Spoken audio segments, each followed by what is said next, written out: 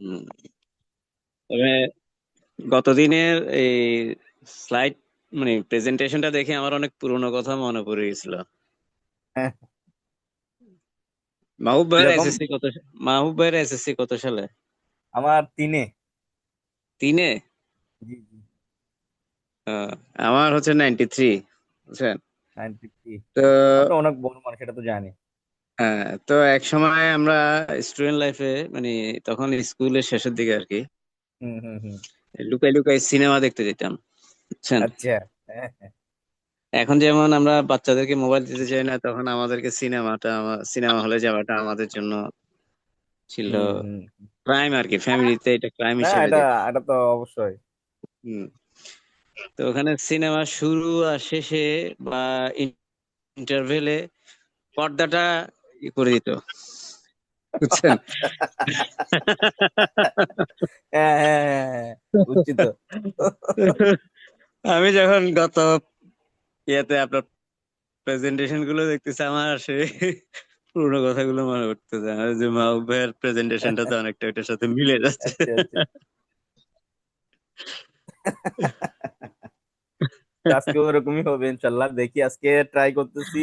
যারা না, সেন্ট্রাল দেন স্টেশন। গত গত দিনের প্রেজেন্টেশনটা আমার কাছে যেটা মনে হয়েছে, আমার ওভারঅল এভিলিউশনটা হচ্ছে যে আসলে আমাদের তো, আমরা তো শিখতেই চাই। হুম গত হুম দিনের প্রেজেন্টেশনটা বা আপনার শিট গুলো ছিল যে বুলেট ওয়ার্ডে, মানে একদম টু দা পয়েন্ট। হুম হুম। দ্যাট ইজ, একটা লাইনে বা একটা প্যারায় তো আসলে পুরোটা দাড়িগোমা সহ তো মুখস্থ রাখা সম্ভব না। এখানে না না না। কয়েকটা শব্দই কিন্তু বলে দেয়, কয়েকটা শব্দ বা একটা লাইনেই কিন্তু বলে দেয় যে এটার আহ ইয়েটা কি, হুম পারপাসটা হুম কি। হুম হুম হুম। তো ওই হিসেবে ভালোই হয়েছে আর কি। আমরা ওই কারণ ধারা 17টা নিয়ে আমাদের একটু ঝামেলা ছিল। ধারা 17টা সবচেয়ে ইম্পর্টেন্ট জিনিস হলো ওখানে। 20 ধারা 20টা। ধারা 17টা হলো হুম জাস্ট শুধু বুঝায় দেওয়া যে এটা আসলে যে মানে বাংলাদেশে প্রদত্ত হয় যে জিনিসগুলো, হ্যাঁ।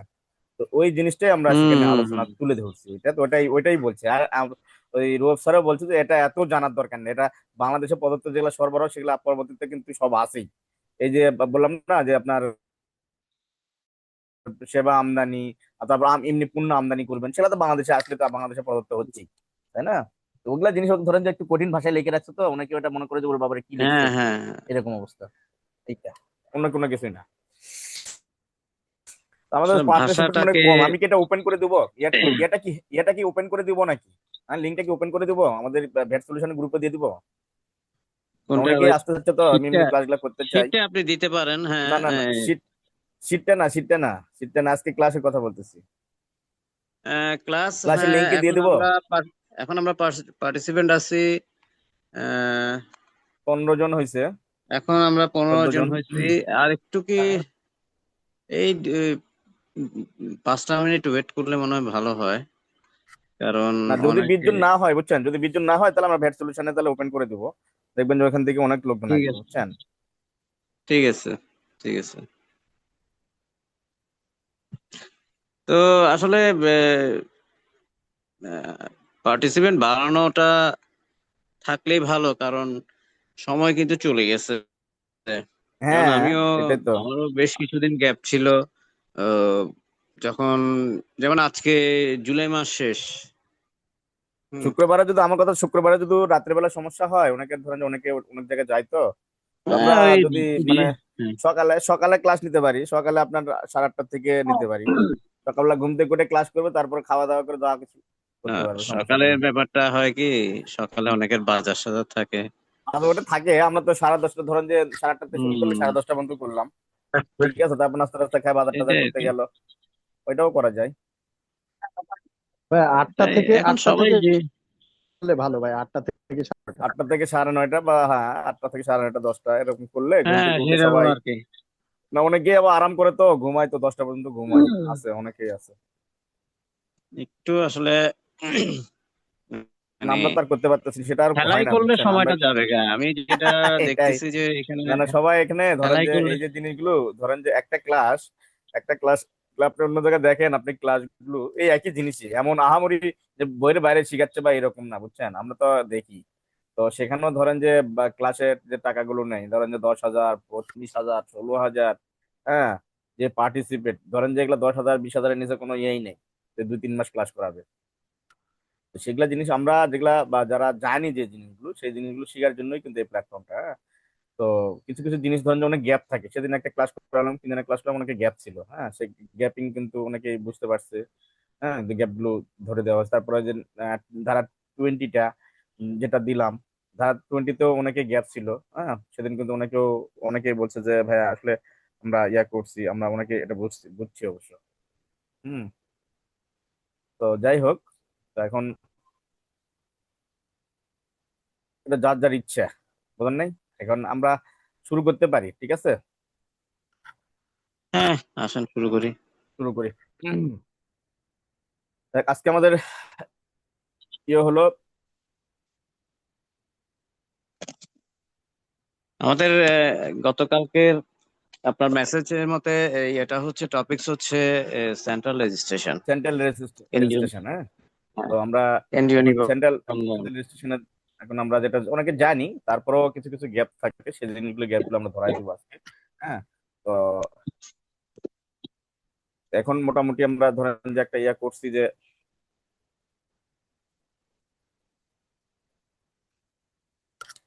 সবাই দেখতে পাচ্ছেন স্লাইডটা? জি ভাইয়া, দেখা দেখা যাচ্ছে? যাচ্ছে। দেখা যাচ্ছে না? তো কেন্দ্র নিবন্ধন, হ্যাঁ, কেন্দ্র নিবন্ধন নিয়ে আগে গল্প করি, গল্প করার মাধ্যমেই এটা হবে। তো ধরেন অনেক প্রতিষ্ঠান আছে, ধরেন যে কেউ অনেকগুলো ফ্যাক্টরি আছে। ধরেন যে আমারটাই বলি, আমারটা দিয়েই শুরু করি, হ্যাঁ। ধরেন যে আমি তেল উৎপাদন করি, ঠিক আছে? তো তেল উৎপাদন করতে গিয়ে আমার চিটাগাঙ্গে মেন ফ্যাক্টরি, যেটা মেন একটা ফ্যাক্টরি যেখানে বিন নেওয়া, এবং এখান থেকে বিনটা নিছি আমরা কেন্দ্র থেকে। তো আরো আমি কি করছি পরে, আরো 2টা ফ্যাক্টরি আমি আমার নিজস্ব বা ধরেন যে ভাড়া নিছি আরো, ঠিক আছে? যখন ভাড়া নিছি তখন তো ওইটার জন্য আলাদা করে আমার আবার নিবন্ধন করার দরকার তো নেই, আছে? দরকার নেই। তো এই জন্য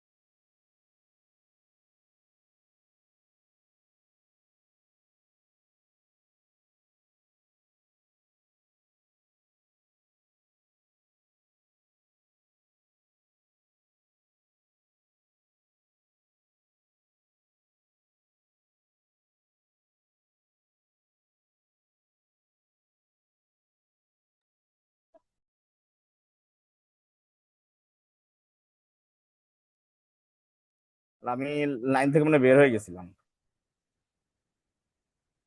এই ইসমাইল ভাই আছেন?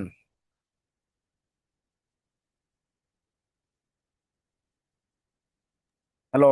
জি ভাইয়া, আছি আছি। ও, ইয়ে আছে না, ল্যাপটপ আছে না আপনার? জি আছে, আমি রেকর্ডেড করে করতেছি। হ্যাঁ হ্যাঁ, রেকর্ডটা করে না, কারণ ওই আমারটা তো কেটে আচ্ছা গেছিল, দুদিন থাকলে আচ্ছা, সুবিধা ঠিক হয়। আছে। তো যেটা বললাম যে আমরা আহ,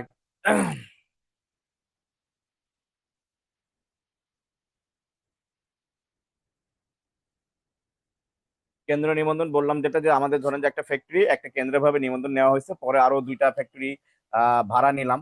তো তো ভাড়া নেওয়াতে কি হলো যে আলাদা করে আর ফ্যাক্টরিটা আমার ইয়ে করতে হচ্ছে না, যে আহ, আলাদা করে বিন আর নেওয়া লাগবে না।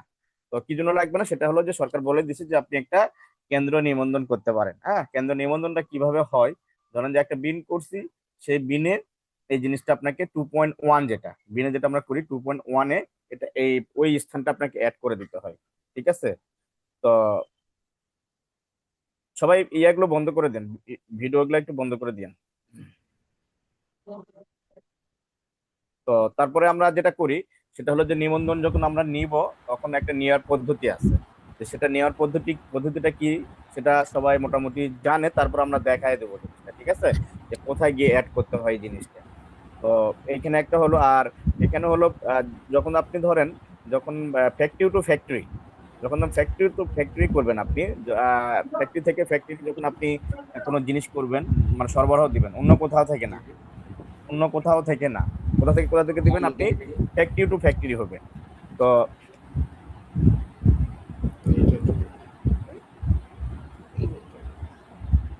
কথা বলে তো বুঝতে পারছি, কথা বলো। কথা শোনা বুঝতে তো যাচ্ছে পেছনে ভাইয়া?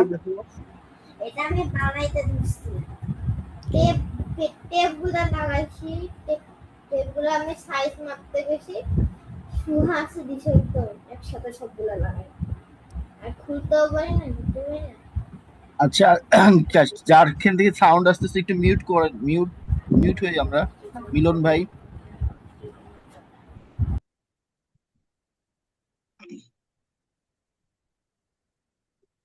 হ্যাঁ ভাই, এবার বলেন। হ্যাঁ, এবার দেখেন, কেন্দ্র নিবন্ধনে আমাদের এই যে 6টা মানে একটা ইয়ে আছে, হ্যাঁ, যে 6টা মানে একদম শর্ত দেওয়া আছে, যে শর্ত একদম আমাদের যেটা ইয়েকে দেওয়া আছে, এসআরও দেওয়া আছে। হ্যাঁ, তো সেই এসআরও শর্ত হলো এই 6টা আলোচনা করব আমরা। ঠিক আছে? তো এই 6টা আলোচনা করতে গিয়ে দেখবেন যে আপনি কোথায় কোথায় কি করবেন। এখানে বলি যে কেন্দ্র নিবন্ধন, তামাকজাত পণ্য ব্যতীত যে সকল ক্ষেত্রে কেন্দ্র নিবন্ধন গ্রহণ করা যাবে। যারা তামাকজাত পণ্য ব্যবহার করে, যারা তামাকজাত বলতে কোনটা, বিড়ি সিগারেট, ঠিক আছে, যেটা আমাদের এই যে টোবাকো আছে, টোবাকোর ক্ষেত্রে কিন্তু আপনি কেন্দ্র নিবন্ধন করতে পারবেন না। ঠিক আছে? তো এখন যে ক্ষেত্রে নাম্বার দেখেন, যে ক্ষেত্রে কোনো উৎপাদনকারী এক বা একাধিক স্থান থেকে, এই জিনিসটা এখানে ভুল আছে। কথা বুঝছেন? যে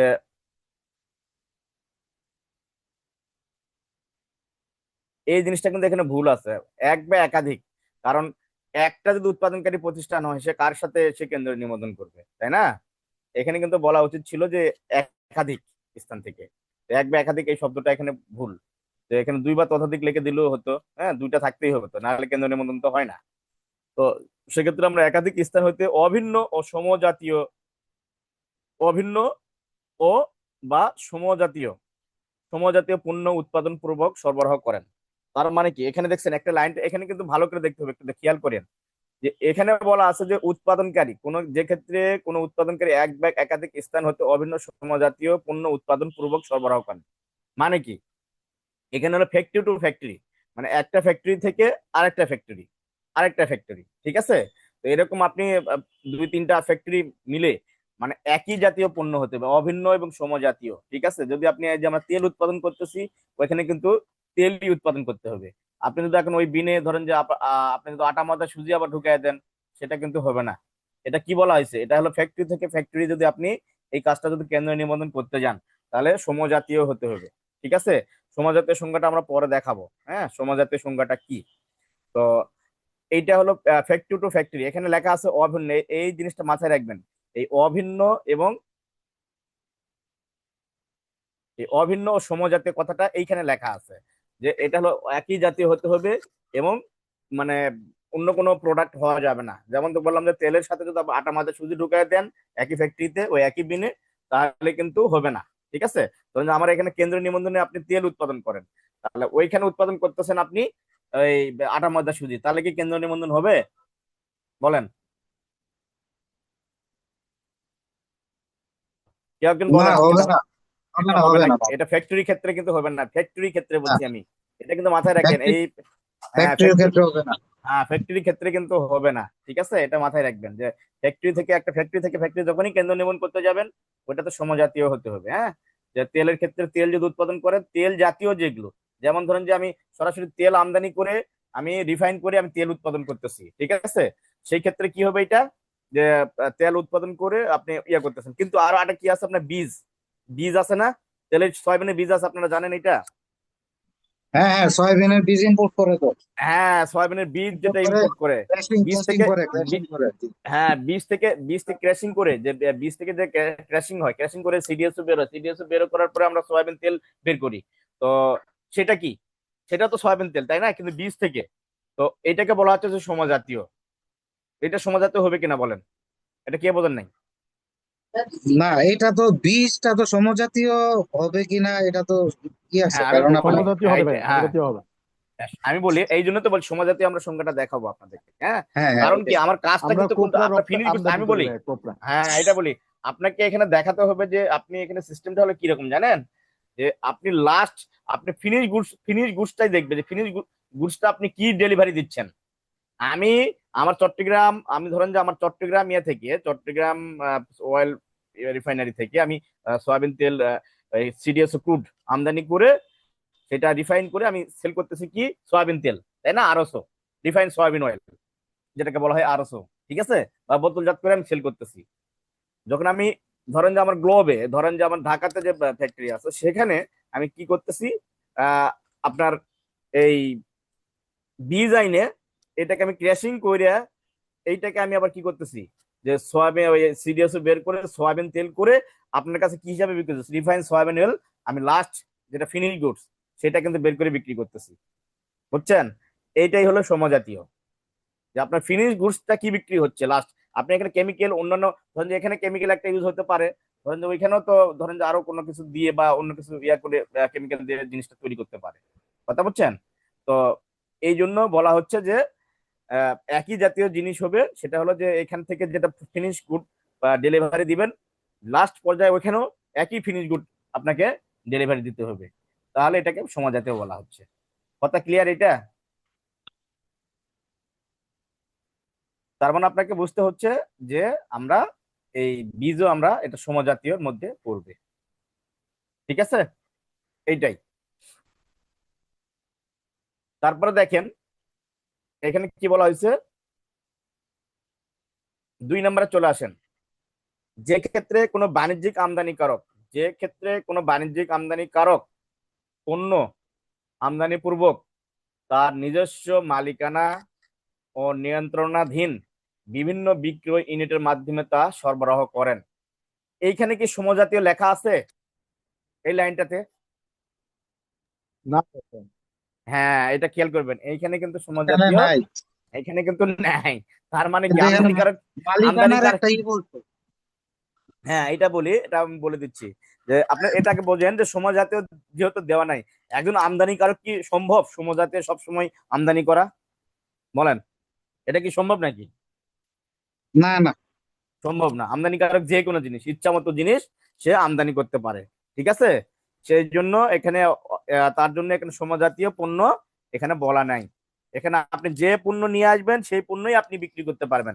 ধরেন যে এই মাসে একটা পণ্য নিয়ে আসেন, আরেক মাসে পণ্য নিয়ে আসছেন, নিয়ে আসার পরে ধরেন বাণিজ্যিক আমদানিকারক তো ইয়া থাকতে পারে না, তার তো ডিপো থাকতে পারে। বাণিজ্যিক আমদানিকারক তো যারা বড় বড় বাণিজ্যিক আমদানিকারক, তারা তো একটা দুটা তো জিনিস নিয়ে আসে না, তাই না? ধরেন যে এরা আমি দেখি যে বগুড়ার একটা ইয়া দেখছি যে কবি, কি যেন ভুলে গেলাম, কবি ট্রেডার্স না কি যেন। তো ওরা তো আমদানি করে অনেক কিছু, হ্যাঁ, কয়েল টয়েল হতে শুরু করে অনেক কিছু আমদানি করে। এগুলা তো সব গোটা বাংলাদেশ ছড়ায় দেয়। সেগুলা কি শুধু বগুড়া থেকেই দেয়? বগুড়া থেকে দেয় না, এগুলা ধরেন যাদের বিভাগীয় ধরেন যে অনেকগুলো ডিপো থাকে, এই ডিপো গুলো তো পাঠায় দিয়ে এগুলা বিক্রি করতেছে।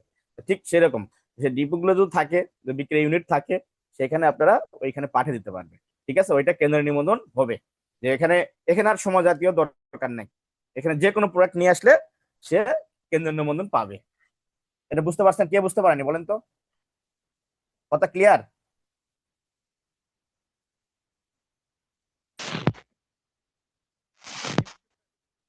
ক্লিয়ার হ্যালো, ভাই। কারো সমস্যা আছে? ইসমাইল ভাই কোনো সমস্যা? না ভাইয়া, সমস্যা নাই, আপনি হ্যাঁ, ঠিক আছে। তাহলে এই কারো ইয়া থাকলে, কনফিউশন থাকলে প্রশ্ন করেন, আচ্ছা? এইটা গেল। তারপরে বলা আছে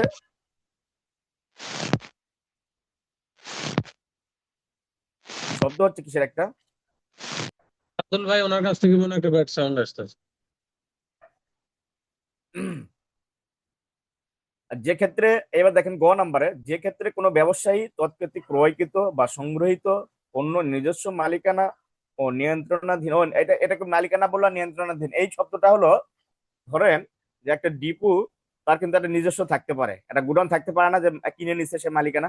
ধরেন যে তার বগুড়া ইয়া আছে আমদানিকারকের ঠিকানা, সে চট্টগ্রামে কি আছে, তার নিজস্ব একটা গুডাউন কিনে নিচ্ছে সে, সেই গুডাউনে সে নিতে পারে এটা, ঠিক আছে? তো সেটাকে বলা হচ্ছে মালিকানা। নিয়ন্ত্রণাধীন বলতে যেগুলো আপনি ভাড়া নেন, যেগুলো ভাড়া নিয়ে আপনার নিয়ন্ত্রণাধীন, ঠিক আছে, এগ্রিমেন্ট করে ভাড়া নিছেন, সে ভাড়ার উপরে ভ্যাট হয়। সেই ভাড়ার ক্ষেত্রে যখন আপনি কাজ করতে যাবেন, যখন আপনি 9.2.1 দেখাতে যাবেন, তখন কি দিতে হবে আমি দেখাবো। তো নিয়ন্ত্রণাধীন বিভিন্ন বিক্রয় ইউনিটের মাধ্যমে, ঠিক আছে। তো নিয়ন্ত্রণাধীন বলতে এগ্রিমেন্ট করে ভাড়া নিছেন আপনি, ঠিক আছে, সেইটা।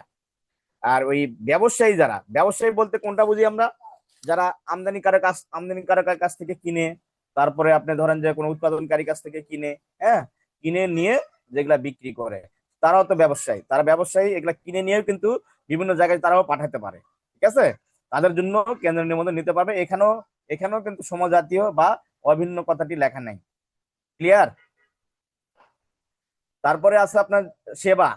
সেবা সরবরাহ যারা করে তাদের ক্ষেত্রে যে একই জিনিসই মালিকানা বিভিন্ন শাখার মাধ্যমে অভিন্ন সমজাতীয় সেবা, এটাও কথাটা যেটা রোব স্যার সুন্দর করে করছে, যে এই কথাটাও ভুল আছে। কারণ সেবা সরবরাহকারীও মানে যারা সেবা দেয়, হ্যাঁ, তারা কিন্তু একটা দুটা সেবা দেয় না, তারা বিভিন্ন সেবা দেয় যারা সেবা দেয়, ঠিক আছে। তো সেই ক্ষেত্রে এইটা কিন্তু, এই অভিন্ন সমজাতীয় কথাটা কিন্তু যুক্তিসঙ্গত নয় এখানে, হ্যাঁ, এটা হয় না। তো যাই হোক, একই জিনিসই, যেহেতু আইন বলছে তো আইন হিসাবে আমাদের কথা বলতে হবে, কিছু করার নেই। তারপরে আপনার দেখেন, এই যে যে ক্ষেত্রে কোনো উৎপাদনকারী এক বা একাধিক স্থান হতে পণ্য উৎপাদন পূর্বক নিজস্ব মালিকানা বিক্রয় কেন্দ্রের মাধ্যমে তফসিলে উল্লেখিত হ্রাসকৃত হার সুনির্দিষ্ট কর বা 15% হারে মূসক পরিশোধ পূর্বক সরবরাহ করেন, এই কথাটা না লিখলেও পারতো, এটা বুঝছেন। তো এটা প্রথমে এটা ইয়া ছিল, যে প্রথমে যখন এটা কেন্দ্র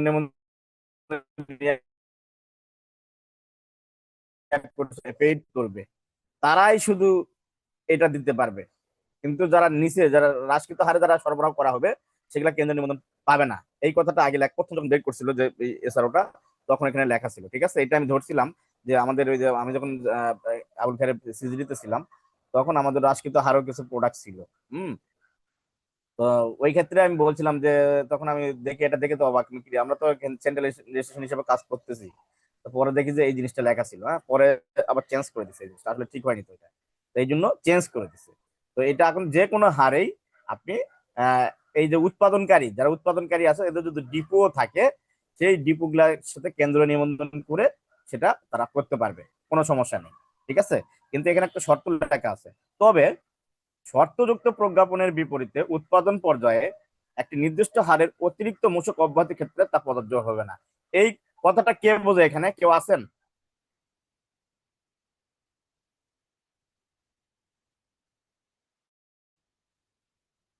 কে বলতে পারবেন? খোরশেদ ভাই? কোনটা ভাই?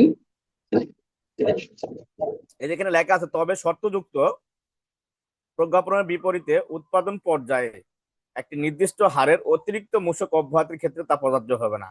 এই মানে আমরা সেন্ট্রাল স্টেশন নিতে পারবে না এই এই জিনিসটার জন্য, একটা শর্তযুক্ত প্রজ্ঞাপনের বিপরীতে, ঠিক আছে। উৎপাদন পর্যায়ে সে যদি নির্দিষ্ট হার অতিরিক্ত মূসক অব্যাহতির ক্ষেত্রে তা প্রযোজ্য হবে না। এই কথাটা কে কেউ বুঝছেন বলেন তো, কেউ জানেন এটা? শর্তযুক্ত ভাইয়া ভালো পণ্যের বুঝি না। হ্যাঁ, শর্তযুক্ত পণ্যের ক্ষেত্রে কেন্দ্রীয় নিবন্ধন হবে না, এটা? হ্যাঁ, হ্যাঁ, হ্যাঁ, শর্তযুক্ত প্রজ্ঞাপনের উৎপাদন পর্যায়ে, এটা জিনিসটা কি আসলে, মানে কি বলতে চাইছে এটা? এটা জিনিসটা হচ্ছে, যেমন একটা প্রোডাক্টের আপনার 15% ভ্যাট আছে, বাট এসআরও দ্বারা ওইটাকে দিয়ে দিচ্ছে হলো 5%। হুম, হ্যাঁ, সেই ক্ষেত্রে আমি ওই এসআরও তে যে 10% সুবিধা পেলাম, সেই ক্ষেত্রে ওই প্রোডাক্টের উপর আমি কেন্দ্রীয়ভাবে নিবন্ধিত হতে পারবো না। গুড। এটা হলো কথা, যে মানে কিছু কিছু প্রোডাক্ট আছে যে উৎপাদন পর্যায়ে ইয়ে করছে যে সুবিধার জন্য, হ্যাঁ, তো সুবিধার জন্য কি করছে, এটা 15% হার, কিন্তু বাট সরকার এটা কি করছে, এটাকে আপনাকে সুবিধা দিচ্ছে এসআর মাধ্যমে, যে এটা কিছুদিন, এটা কিন্তু আবার সারা জীবন না, হ্যাঁ। একটা ডেট দেওয়া থাকে যে 3 বছর 5 বছর, একটা ডেট দেওয়া থাকবে প্রজ্ঞাপনে, হ্যাঁ। তো প্রজ্ঞাপনের ডেট দেওয়া থাকলে সেই প্রোডাক্ট গুলোর ক্ষেত্রে আপনি কেন্দ্রীয় নিবন্ধন পাবেন না। এইটা কি বলা হচ্ছে, এটা যেটা হলো আমি এই যে দেখেন, এই যে এসআরটা দেখেন, 180 এসআরটা দেখেন, এখানে কিন্তু লেখা আছে যে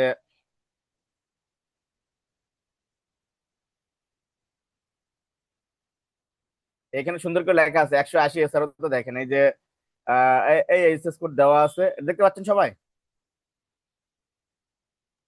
হ্যাঁ, দেখতে পাচ্ছি।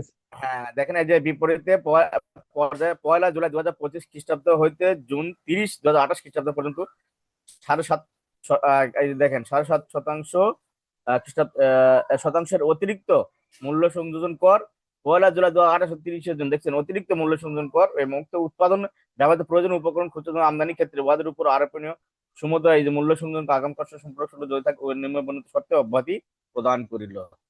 ঠিক আছে, এটা কি ওই যে একটা এই যে 3 হুইলার, ঠিক আছে, এই যে 4 স্টক 3 হুইলার, হ্যাঁ, এগুলো তো মানে মানে ইয়ার জিনিস। তো সেই ক্ষেত্রে তাকে এই ধরনের এসআরও যেগুলো থাকবে, এই ধরনের এসআরও এই উৎপাদন করে, ঠিক আছে। তো এই ধরনের যদি এসআরও দ্বারা যদি কোনো অব্যাহতি দেওয়া হয়, সেই ক্ষেত্রে তার হলো সে পাবে না, সে কেন্দ্র নিবন্ধন করতে পারবে না। কথা বুঝছেন? ক্লিয়ার? এই হলো কেন্দ্রীয় নিবন্ধন, 6টা সত্তা। আর এখানে হলো বলা হয়েছে যে যে ক্ষেত্রে কোনো উৎপাদনকারী এক বা একাধিক স্থান হতে পণ্য উৎপাদন পূর্বক নিজস্ব মালিকানা নিয়ন্ত্রণ বিভিন্ন বিক্রি কেন্দ্র ডিপো ওয়ার হাউসের মাধ্যমে প্রযোজ্য মূসক পরিশোধ সরবরাহ করেন। এটা আপনার ধরেন যে যে কোনো উৎপাদনকারী, যে কোনো একটা ধরেন উৎপাদনকারী তো আপনার এই যে ডিপো, হ্যাঁ, বিক্রি কেন্দ্র তো থাকে, ওয়ার হাউস থাকে, সেগুলা তারা কেন্দ্র নিবন্ধন নিতে পারবে। ঠিক আছে, তো যখন আমরা কেন্দ্র নিবন্ধন নিব, কেন্দ্র নিবন্ধন নেওয়ার পরে ধরেন যে একটা কেন্দ্র নিবন্ধন হয়ে গেল, কেন্দ্র নিবন্ধন যখন হয়ে যাবে তখন আমরা আহ, কিছু এই যে দেখেন যে কিছু কেন্দ্র নিবন্ধন যখন হয়ে যাবে, আমাদের কেন্দ্র নিবন্ধন হয়ে গেলে তখন আপনাকে কি কি শর্ত পূরণ করতে হয় যদি উৎপাদনকারীর জন্য, হ্যাঁ। তো এইখানে কিন্তু এই 6.5 হলো মূল ইস্যু, হ্যাঁ। এখানে ট্রান্সফার, যখন আপনি কোনো কিছু উৎপাদনকারী প্রতিষ্ঠান থেকে ধরেন যে একটা ফ্যাক্টরি থেকে একটা ফ্যাক্টরি থেকে যখন ট্রান্সফার দিবেন, র মেটেরিয়ালস বা ফিনিশ গুড যেভাবে যেটাই দেন বা ডিপো গুলাতে, তখন আপনাকে ট্রান্সফার দিব, তখন ট্রান্সফারের চালান হলো 6.5। ঠিক আছে, তো এখানে লেখা আছে দেখেন, উৎপাদনকারীর জন্য কেন্দ্র নিবন্ধনের গ্রহণ শর্তাবলী সর্বাবস্থায় তাদের অভিন্ন ও সমজাতীয় পণ্য বা সেবা বা উভয় প্রস্তুত ও সরবরাহ করতে হবে। ঠিক আছে, এই এখানে একটা কথা লেখা ছিল যে আহ, যে ক্ষেত্রে কোন উৎপাদনকারী এক বা একাধিক স্থান হইতে পণ্য উৎপাদন পূর্বক নিজস্ব মালিকানা নিয়ন্ত্রণাধীন বিভিন্ন বিক্রয় পরিশোধ পূর্বক সরবরাহ করবে। ধরেন যে একটা ডিপু, তো একটা ডিপুতে ধরেন যে খেয়াল করছেন কিন্তু এখান থেকে সরবরাহ করতে পারবো আমরা। ডিপুতে যে একই যাতে থাকতে হবে এরকম না, একটা ডিপুতে কিন্তু আমি তিনটাও কেন্দ্র নিবন্ধন, আমি 3টা বিনের কেন্দ্র নিবন্ধন করতে পারবো। ঠিক আছে, যদি ধরেন যে আমার 3টা বিন আছে, তো 3টা বিন থেকে আমার ধরেন যে 3টা বিনই ওই ওই ডিপুতে, খালি ওই শুধু আমি তেলই রাখবো এরকম না, ওই ডিপুতে আপনি আরো 3টা বিনের সাথে আপনি কেন্দ্র নিবন্ধনটা করতে পারবেন। ঠিক আছে, এখানে কিন্তু সমজাতীয় লেখা নেই যে ওখান থেকে ডেলিভারি দিবেন। ঠিক আছে, এই হলো কাহিনী। যে যখন আপনি এই দেখেন এখানে লেখা আছে যে সর্বাবস্থা তাদের অভিন্ন সমজাত পণ্য বা সেবা উভয় প্রস্তুত ও সরবরাহ করতে হবে, এক বা একাধিক স্থান হতে পণ্য উৎপাদন করে সরবরাহ করতে হবে। যে একাধিক স্থান থেকে তো আপনি পণ্য করে সরবরাহ করবেন, হ্যাঁ। কেন্দ্র ইউনিটের সকল হিসাব নিকাশ, মানে আপনার যত হিসাব আছে, যতগুলো আপনি ধরেন যে 3টা আপনি ফ্যাক্টরি আছে, আরো 8টা ডিপো আছে, হ্যাঁ, তো সবগুলোর হিসাব কি হবে, আপনার কেন্দ্রীয় ভাবে নিবন্ধন হবে। আর এখানে মেন শর্ত হলো যে আপনার আগে তো ছিল হলো ম্যানুয়াল, এখন আর ম্যানুয়ালি কোনো করার সুযোগ নেই। ঠিক আছে, তো যখন সফটওয়্যার নেবেন, সফটওয়্যার নিলে সুবিধা, কেন্দ্র নিবন্ধনটা হলো সফটওয়্যার হলে সুবিধা। তাছাড়া হিসাব নিকাশ করাটা খুবই টাফ, এটা যে অনেক হিসাব ভুল হবে এটাতে যদি সফটওয়্যার না থাকে। সফটওয়্যার থাকলে আপনার জন্য বেশি এটা একদম সুবিধাজনক, হ্যাঁ, কেন্দ্র নিবন্ধনটা। তো কেন্দ্রীয় ইউনিট হতে কর পরিশোধ করতে হবে, দাখিল পত্র পেশ করতে হবে কেন্দ্র থেকে, এখানে কেন্দ্রের বাইরে আপনি করতে পারবেন না। ঠিক আছে,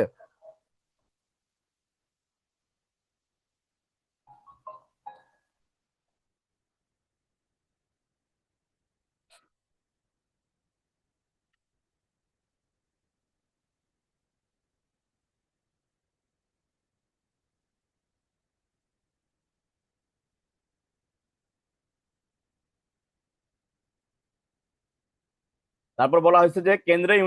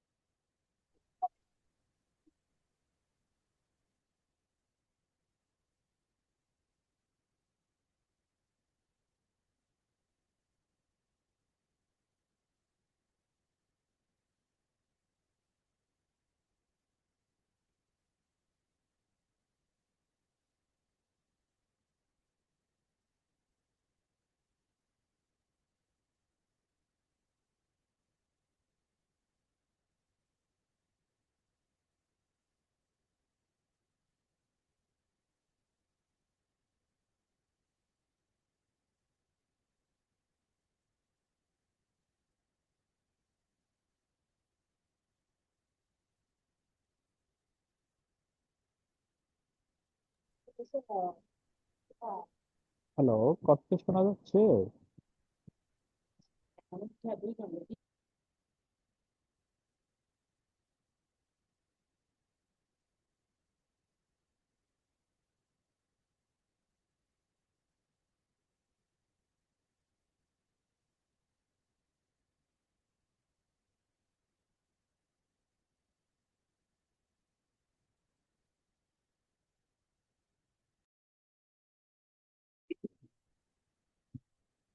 হ্যালো, কথা শোনা যাচ্ছে? এখন শোনা যাচ্ছে ভাই। কথা শোনা আসবে না, যাচ্ছে না? এখন শোনা। আচ্ছা। আচ্ছা। তো যে আমরা বললাম যে 4.3 পর্যন্ত শোনা গেছে, 4.3।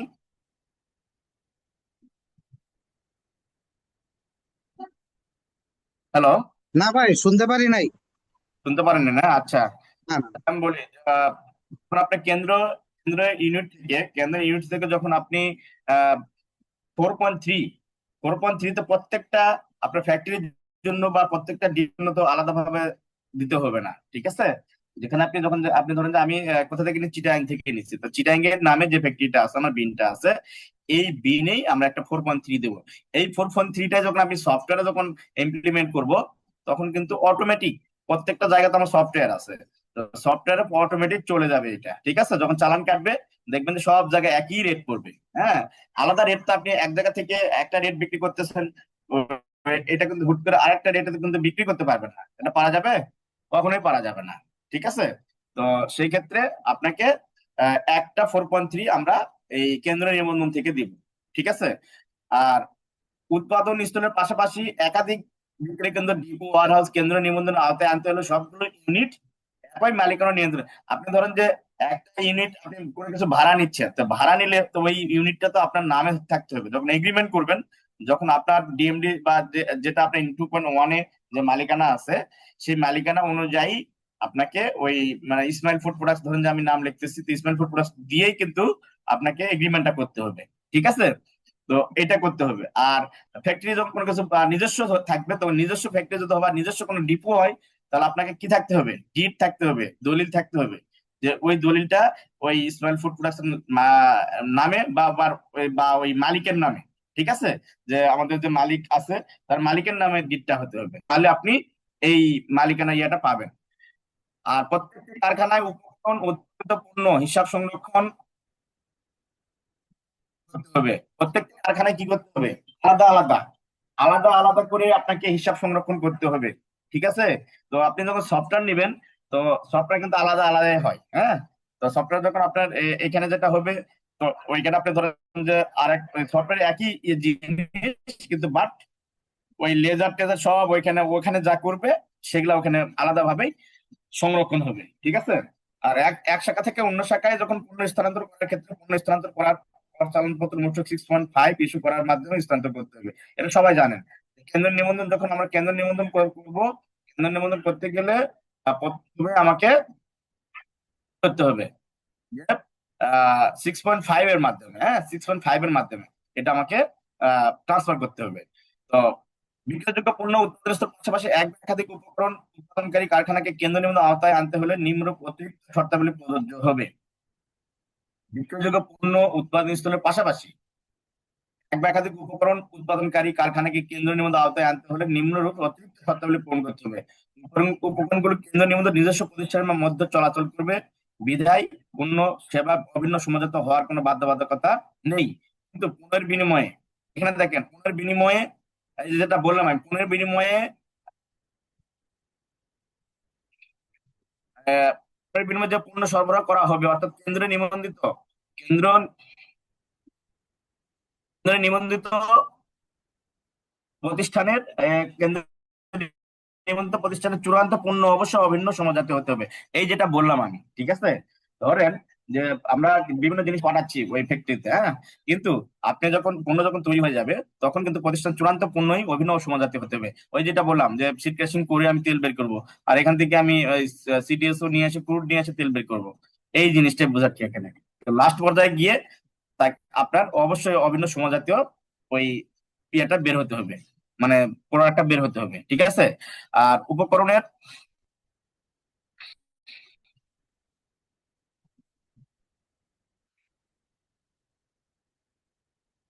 কি বলছে, উপকরণ উৎপাদনকারী প্রতিষ্ঠানের উৎপাদিত সমুদয় উপকরণ কেন্দ্রীয়ভাবে নিবন্ধিত প্রতিষ্ঠানে ব্যবহার করতে হবে। সবাই জানেন যে উপকরণ বিক্রয় করা যাবে না। এই যে আপনি ধরেন যে কোনো জিনিস যদি আপনি নিয়ে আসেন, যে বলি না আমরা যে কেন্দ্রের নিবন্ধন আমরা করছি যে এটা আপনি যখন আপনি উৎপাদন করবেন, উৎপাদন কাজের ক্ষেত্রে নিয়ে আসবেন, সেই ক্ষেত্রে কিন্তু আপনি এটা অন্য জায়গায় বিক্রি করতে পারবেন না, ঠিক আছে? মাসুদ ভাই আছেন নাকি? হ্যালো, মাসুদ ভাই আছেন?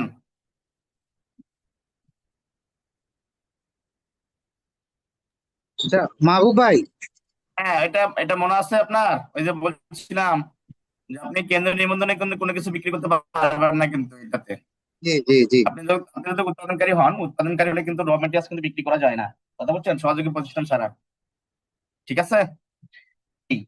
তো এখন দেখেন যে বাণিজ্যিক আমদানিকারক যারা আছেন, বাণিজ্যিক আমদানিকারক তাদের ক্ষেত্রে ওই জিনিসগুলো একই জিনিসই, হ্যাঁ, একই জিনিসই ভাবেই ইয়ে করতে হবে, 4.3 সব দিতে হবে, ঠিক আছে? সব একই জিনিস। তো এটা একটু দেখে নিন আপনারা, হ্যাঁ, যেটা বললাম উৎপাদন ক্ষেত্রে। আর এটা হলো যে উৎপাদন না করে কি করবে, দুটো অধিক স্থান হতে কেন্দ্র নিবন্ধন পণ্যাগার বিক্রি কেন্দ্র নিবন্ধনের আওতায় আনতে পারবে।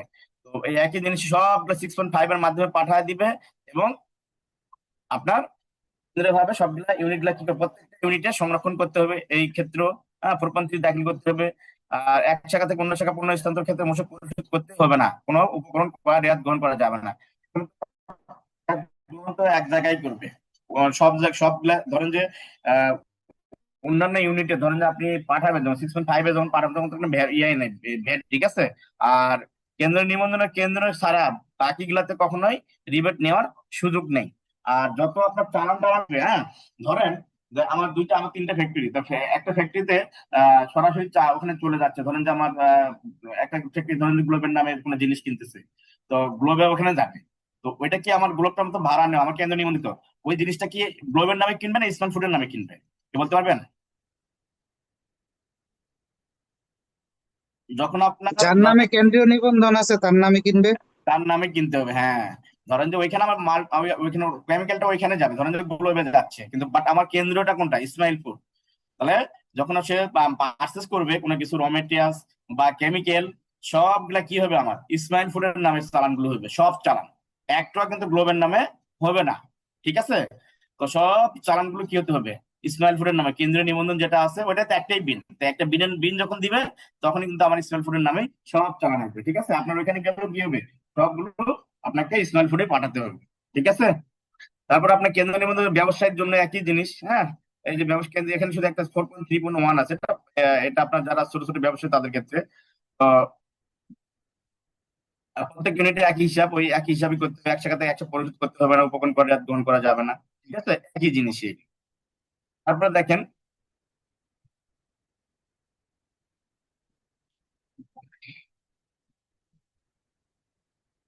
আরেকটা জিনিস, সেটা হলো যে ইউনিট নিবন্ধনের ক্ষেত্রে যদি আপনি যদি ইয়ে না করেন, কি করবেন আপনি?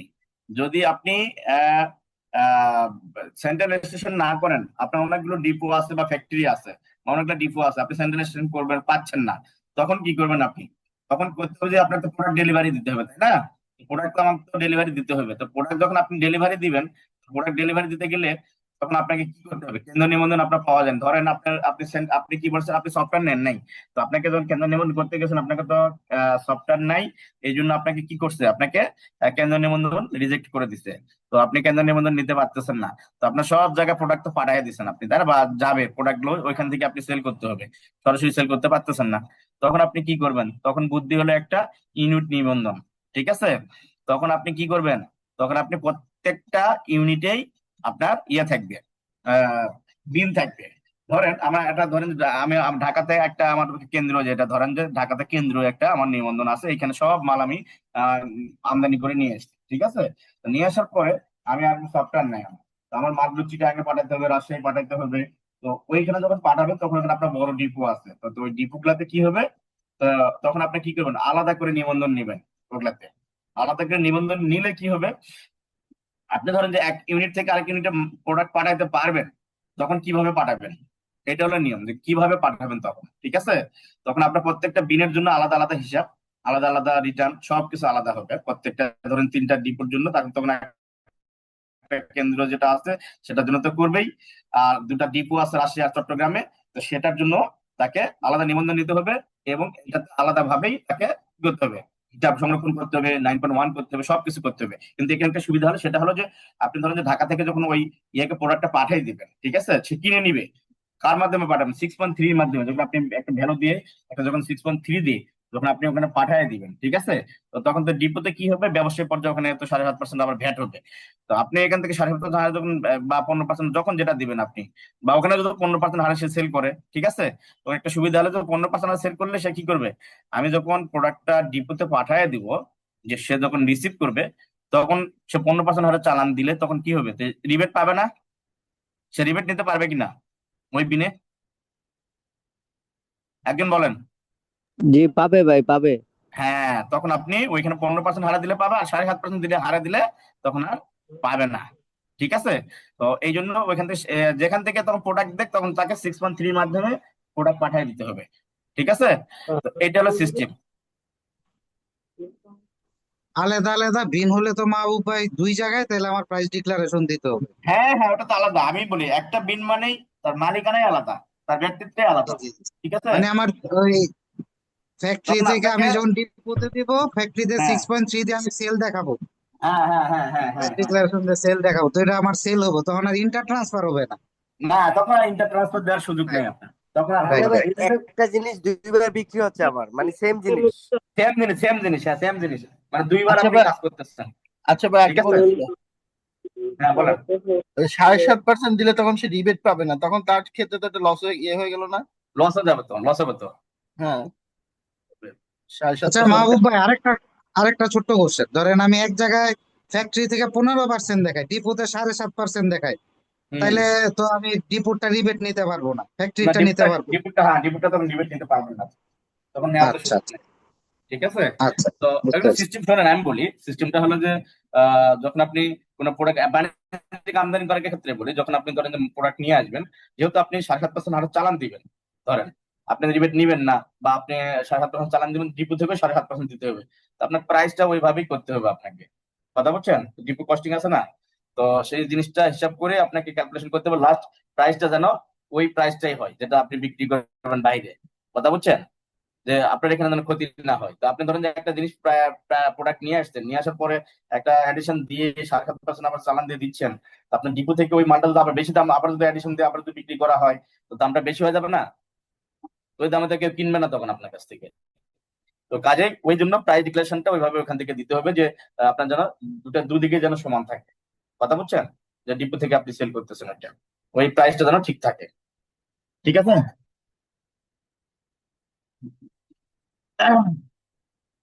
যেখানে লেখা আছে ভিন্ন ভিন্ন মালিকানা ভিন্ন ভিন্ন এবং একই অর্থনৈতিক কার্যক্রম এক জায়গা থেকে পরিচালিত হলেও তাদের প্রতিটি মালিকানার জন্য আলাদা নিবন্ধন নিতে হবে। দেখতে পাচ্ছেন যে ভিন্ন ভিন্ন মালিকানা ভিন্ন ভিন্ন এবং একই অর্থনৈতিক কার্যক্রম এক জায়গা থেকে যদি পরিচালিত করেন, তাহলে তার কি হবে? তাদের প্রতিটি মালিকানার জন্য আলাদা নিবন্ধন নিতে হবে। তামাকজাত পণ্যের ক্ষেত্রে কেন্দ্র নিবন্ধন গ্রহণ করা যাবে না। যারা টোবাকো আছে তারা পারবে না। ঠিক আছে।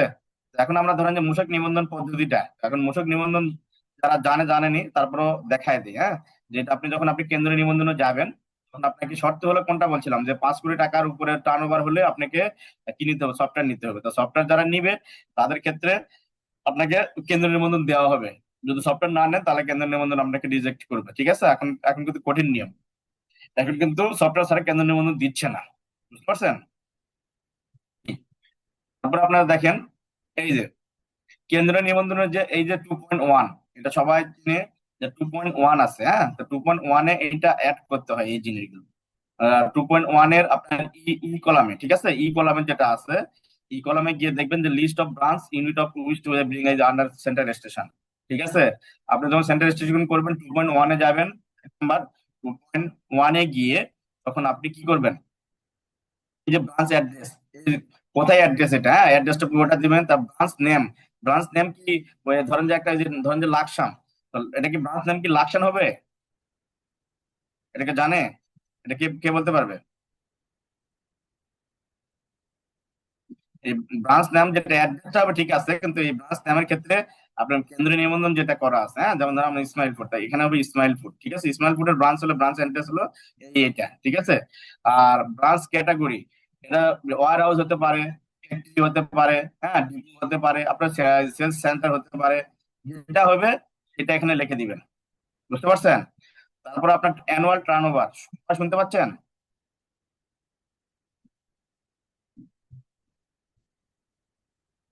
হ্যাঁ, শুনতে পাচ্ছি মাহমুদ ভাই। হ্যাঁ, তো অ্যানুয়াল টার্ন ওভার, ওইখানে তো ধরেন ডিপো বা ফ্যাক্টরি, এগুলো তো অনেক সময় ডিপো গুলাতে ধরেন যায় যে টার্ন ওভার যেরকম হবে সেরকম হয়। ঠিক আছে।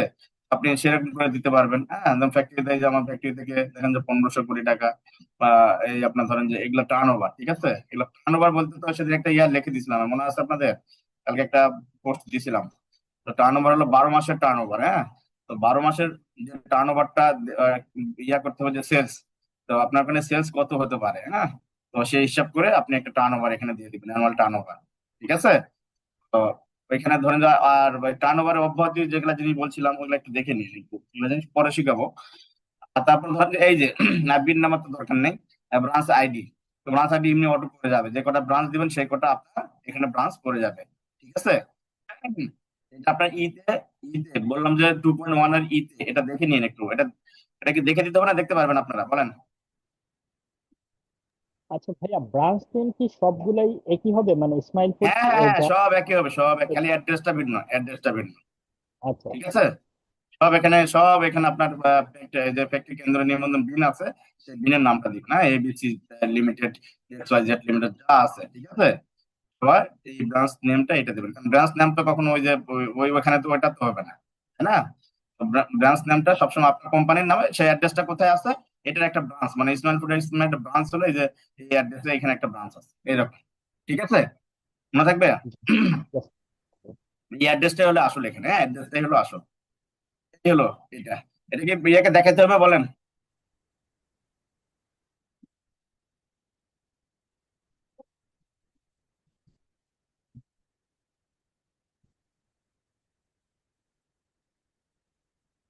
অনলাইনে দেখাই দেবো, অনলাইনে।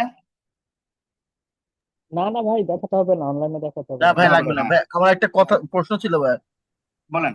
এবার যখন আমি বিন নেই তখন তো আমি কিছু মেশিনারিজ অ্যাড করি, ঠিক আছে, হুম, এরপরে যে হুম, মেশিন গুলো আসে সেগুলো কি আবার বিনে অ্যাড করা লাগে? হুম, করলে ভালো, আইন তো আছে, করলে ভালো। আপনি ও, ধরেন না, যে আপনি না, ধরেন যে আপনি ধরেন যে একটা কোম্পানি করছেন, ধরেন যে ওই সময় দুটা দুটা আপনি অ্যাড করছেন, ওই কি ব্যাংক অ্যাকাউন্ট, তো পরে হ্যাঁ, ধরেন যে আরো 5-6টা অ্যাকাউন্ট হলো, সেগুলা অ্যাড করতে হবে না? এগুলা তথ্য দিতে হয়। এগুলো তথ্য সেটা না তো দিলে পরবর্তী ধরতে পারে। হ্যাঁ, মেশিনের ক্ষেত্রেও করা লাগবে, হ্যাঁ? মেশিনারিজ ক্ষেত্রেও আপনি যদি করতে পারেন করেন, নাহলে একটা লিস্ট দিলে ওটা ধরা না কেউ। ঠিক আছে। আচ্ছা, আচ্ছা, ঠিক আছে। এগুলো ধরা না। তারপর বলেন, আর কোনো প্রশ্ন আছে এখানে?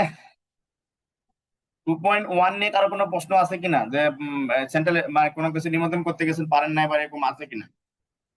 সেদিন আমি একটা নতুন করছি, হ্যাঁ, নতুন একটা আমাদের নতুন একটা বিন করছি আমাদের গ্রুপের জন্য। তো এটা হলো একটা ইয়ে গেল। আপনারা দেখেন, আপনার যখন আপনার নিবন্ধন হয়ে গেছে, যখন নিবন্ধন যখন হয়ে গেল, তখন আপনি প্রোডাক্ট কি করবেন, আপনি পাঠিয়ে দিবেন না? সেটা পাঠানোর জন্য কি এই 6.5, ঠিক আছে? তো 6.5 এর এইখানে আপনার নিবন্ধ ব্যক্তির নাম, নিবন্ধ ব্যক্তি বিন, আপনার আপনার হলো ধরেন আমার ইসমাইল ফুড প্রোডাক্টস লিমিটেড বিন, আর প্রেরণকারী, এই দেখেন প্রেরণকারী শাখা পণ্যের নাম, যেখান থেকে আপনি প্রেরণ করবেন, হ্যাঁ, মূল জিনিসটা এখানে লেখা থাকবে। ধরেন যে আপনার বিভিন্ন জায়গা থেকে তো প্রেরণ করতে পারে, তাই না? তো সেই পণ্যগারের নাম, ঠিকানা, যেখান থেকে পাঠাবেন সেখানের নাম এখানে থাকবে, এটা কিন্তু উপরে কি থাকবে, Ismail food products limited BIN number থাকবে।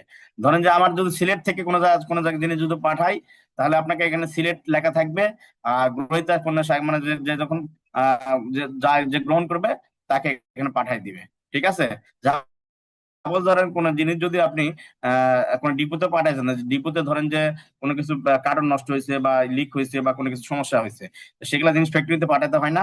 ফ্যাক্টরিতে পাঠাতে দিয়ে আবার তো নতুন করে ইয়া করতে হয়, তখন আপনি কি করবেন, এই 6.5 এর মাধ্যমেই ট্রান্সফার করবেন, ঠিক আছে? তখন ওই ডিপো থেকে তখন আপনাকে ওই ফ্যাক্টরিতে ট্রান্সফার করে দিবে, তখন এই 6.5 এর মাধ্যমে ট্রান্সফার করে দিবে, ঠিক আছে? আর এখানে ক্রমিক নাম্বার, এখানে ব্র্যান্ডের নাম সহ বর্ণনা, পরিমাণটা লিখতে হবে, মূল্যটা লিখতে হবে। এখানে মন্তব্য কোনো কিছু লিখলে লিখলেন যে কোথায় ট্রান্সফার দিচ্ছেন, ওর দরকার নেই, না লিখলেও কোনো সমস্যা নেই, আবার লিখতেও পারেন, ঠিক আছে? এইটা হলো 6.5। যখন 6.5 হয়ে গেল, তো যখন আপনি ধরেন, আমরা একটা উদাহরণ দিই, হ্যাঁ, ধরেন যে আপনি এখান থেকে আপনি একটা উপকরণ বা একটা পাঠাইছেন, ঠিক আছে? তো উপকরণের পরিমাণ লিখলেন, একটা থেকে পাঠাচ্ছে না, বাণিজ্যিক আমদানি কারকের ক্ষেত্রে বলি যে একটা ডিপোতে ধরেন যে কোনো কিছু পাঠাইছে, এখানে পাঠার পরে তখন তার কাজ কি, তখন আপনাকে ধরেন যে সিলেট ডিপোতে আপনাকে পাঠিয়ে দিল, ঠিক আছে? ঢাকা থেকে সিলেট ডিপোতে পাঠিয়ে দিল, তো সিলেট ডিপোর কাজ কি হবে? সিলেট ডিপোর কাজ সুবিধা, সফটওয়্যার হলে সুবিধা, আর ম্যানুয়াল হলে তো ঝামেলা, একটু বললাম না? সফটওয়্যার হলে সুবিধা কি, যখন আপনাকে সফটওয়্যার থেকে 6.5টা দিবে, ওইখানে যখন সিলেট ডিপোতে যখন চলে যাবে, সিলেট ডিপোতে ওইখানে সফটওয়্যার লেখা আছে স্টোর রিসিভ, ঠিক আছে? বা আরো কোনো কিছু লেখা থাকে, রিসিভ লেখা থাকে, যে যে সফটওয়্যারে। তো ওইখানে যখন সে দেখছে যে চালান মাল চলে গেছে, তখন সেই মাল চালান সহকারে তখন ওখানে যে সফটওয়্যার তখন দেখবে, রিসিভ করবে, তখন দেখবে কি হবে, এই পরিমাণটা তার 6.2.1 এ যোগ হয়ে যাবে, যদি বাণিজ্যিক আমদানি কারক হয়। বাণিজ্যিক আমদানি কারক হলে কার মধ্যে ঢুকবে, 6.2.1। আর উৎপাদনকারী যদি হয়, আপনার উৎপাদনকারী হলে তখন ফ্যাক্টরিতে কি ইউজ করবে, 6.2, শুধু 6.2 ইউজ হবে, ঠিক আছে? ফ্যাক্টরি গুলাতে কি, ফ্যাক্টরি ডিপো গুলাতে শুধু 6.2 ইউজ হবে, অন্য কিছু ইউজ হবে না। কথা বুঝতে পারছেন?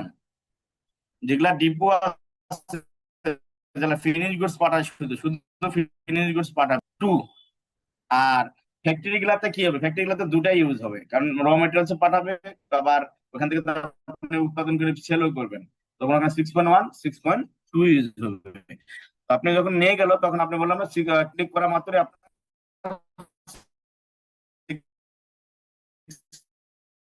6.2 তে হিট করবে ফিনিশ গুডসটা, ঠিক আছে? এইখানে একটু খেয়াল করেন,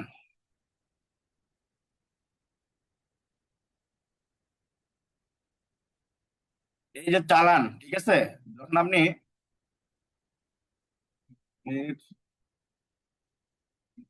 যখন আপনি চালান, এই যে দেখেন 6.3, যখন আপনি ফ্যাক্টরি, যখন এগুলো তো কি কেন্দ্র নিবন্ধনের যেগুলো আছে, তাই না? যেমন ডিপো গুলাতে যখন চালান কাটবে বা কোনো ফ্যাক্টরি গুলাতে যখন চালান কাটবে, তখন চালানের দেখেন এই যে নিবন্ধিত ব্যক্তির নাম, নিবন্ধিত ব্যক্তির বিএন, চালান ইস্যুর ঠিকানা, এই যে এখানে এখানে আপনার যখন আমি ধরেন যে সিলেট ডিপো, তো আমার এখানে কি নিবন্ধিত ব্যক্তির নাম কি সিলেট ডিপো লেখা থাকবে এখানে উপরে? দেখেন, ওই যে একজন প্রশ্ন করলেন যে ওখানে আমরা ব্রাঞ্চ নেমটা কি দিব, ঠিক আছে? তো ব্রাঞ্চ নেমটা দেখেন, এই যে দেখেন এখানে এই যে নিবন্ধিত ব্যক্তির নাম কি আমি সিলেট ডিপো দিব? সিলেট ডিপোর নামে কোনো বিএন আছে? নাই। তো সেক্ষেত্রে আমরা কি হবে, এখানে ইসমাইল ফুড প্রোডাক্টস, এখানে আপনার বিন নাম্বার লিখবো, আর চালান পত্র ইস্যুর ঠিকানা, ওই যে যে ঠিকানা আমরা দিছি, যে বিনে আপনার 2.1-এ, হ্যাঁ, সিলেট ডিপোর যে ঠিকানা দেওয়া আছে, এই ঠিকানাটা এখানে বসবে, ঠিক আছে? আর বাদ বাকি তো যে 6.3 যেভাবে কোন করি আমরা, ক্রেতার নাম, ক্রেতার ঠিকানা, গন্তব্যস্থল, যানবাহনের প্রকৃতি, চালান নম্বর, ইস্যুর তারিখ, ইস্যুর সময়। কথা বুঝছেন? এইটা হলো সিস্টেম, যে চালান প্রতি ইস্যুর ঠিকানাটাই হলো, এটা হলো মেন জিনিস। তারপরে আসবে আপনার এখানে একটা কথা লিখে দিতে হবে, এই যেটা সিল বানাইতে হবে, হ্যাঁ। আর সফটওয়্যার হলে সফটওয়্যারে সুন্দর করে লেখা থাকবে, এটা নিচে সুন্দর করে লেখা থাকবে, উক্ত পণ্য চালানের বিপরীতে প্রদায় কর কেন্দ্র নিবন্ধন নম্বর থাকবে এখানে হইতে পরিশোধযোগ্য।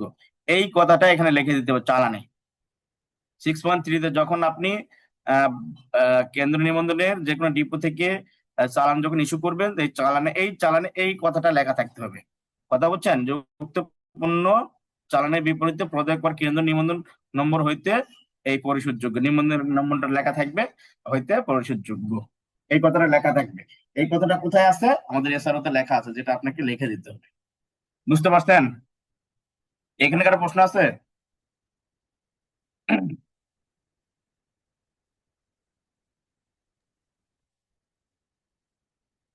তারপরে দেখেন এই যে 6, হ্যাঁ বলেন ভাইয়া।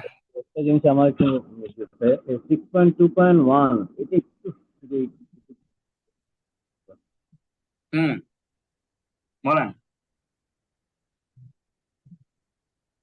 6.2.1 এই জিনিসটা একটু আবার ক্লিয়ার করতাম।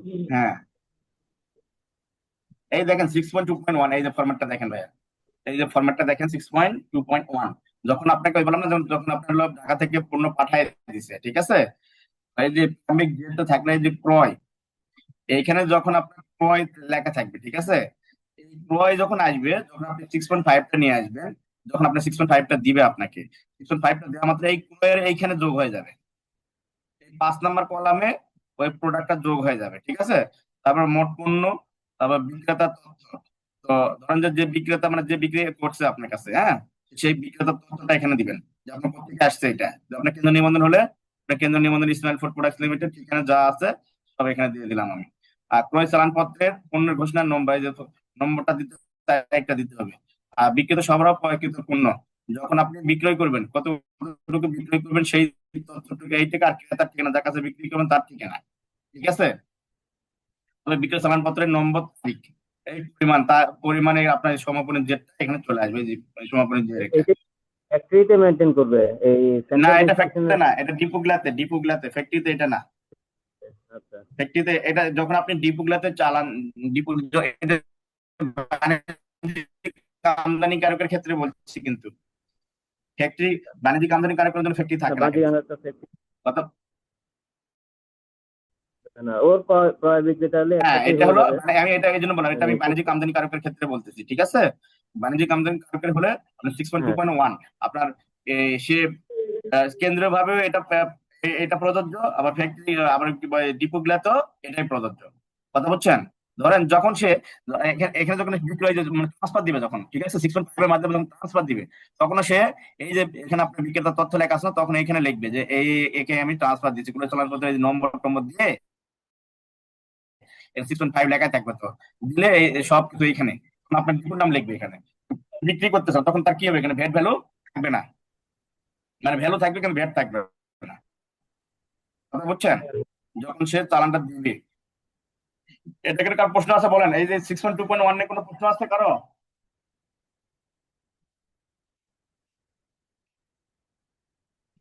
আর কারো প্রশ্ন আছে?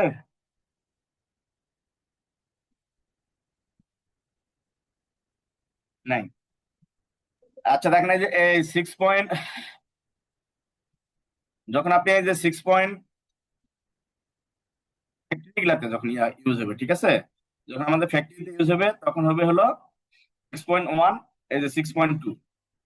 6.1 হলো যখন আপনি কোনো র মেটেরিয়ালস পাঠায় দিবে আপনাকে 6.5 এর মাধ্যমে, রিসিভের ঘরে যখন আপনার রিসিভ করবে, তখন রিসিভের ঘরে আপনি রিসিভ লিখবেন, মানে ওই যে ক্রয় ঘর যেটা থাকবে।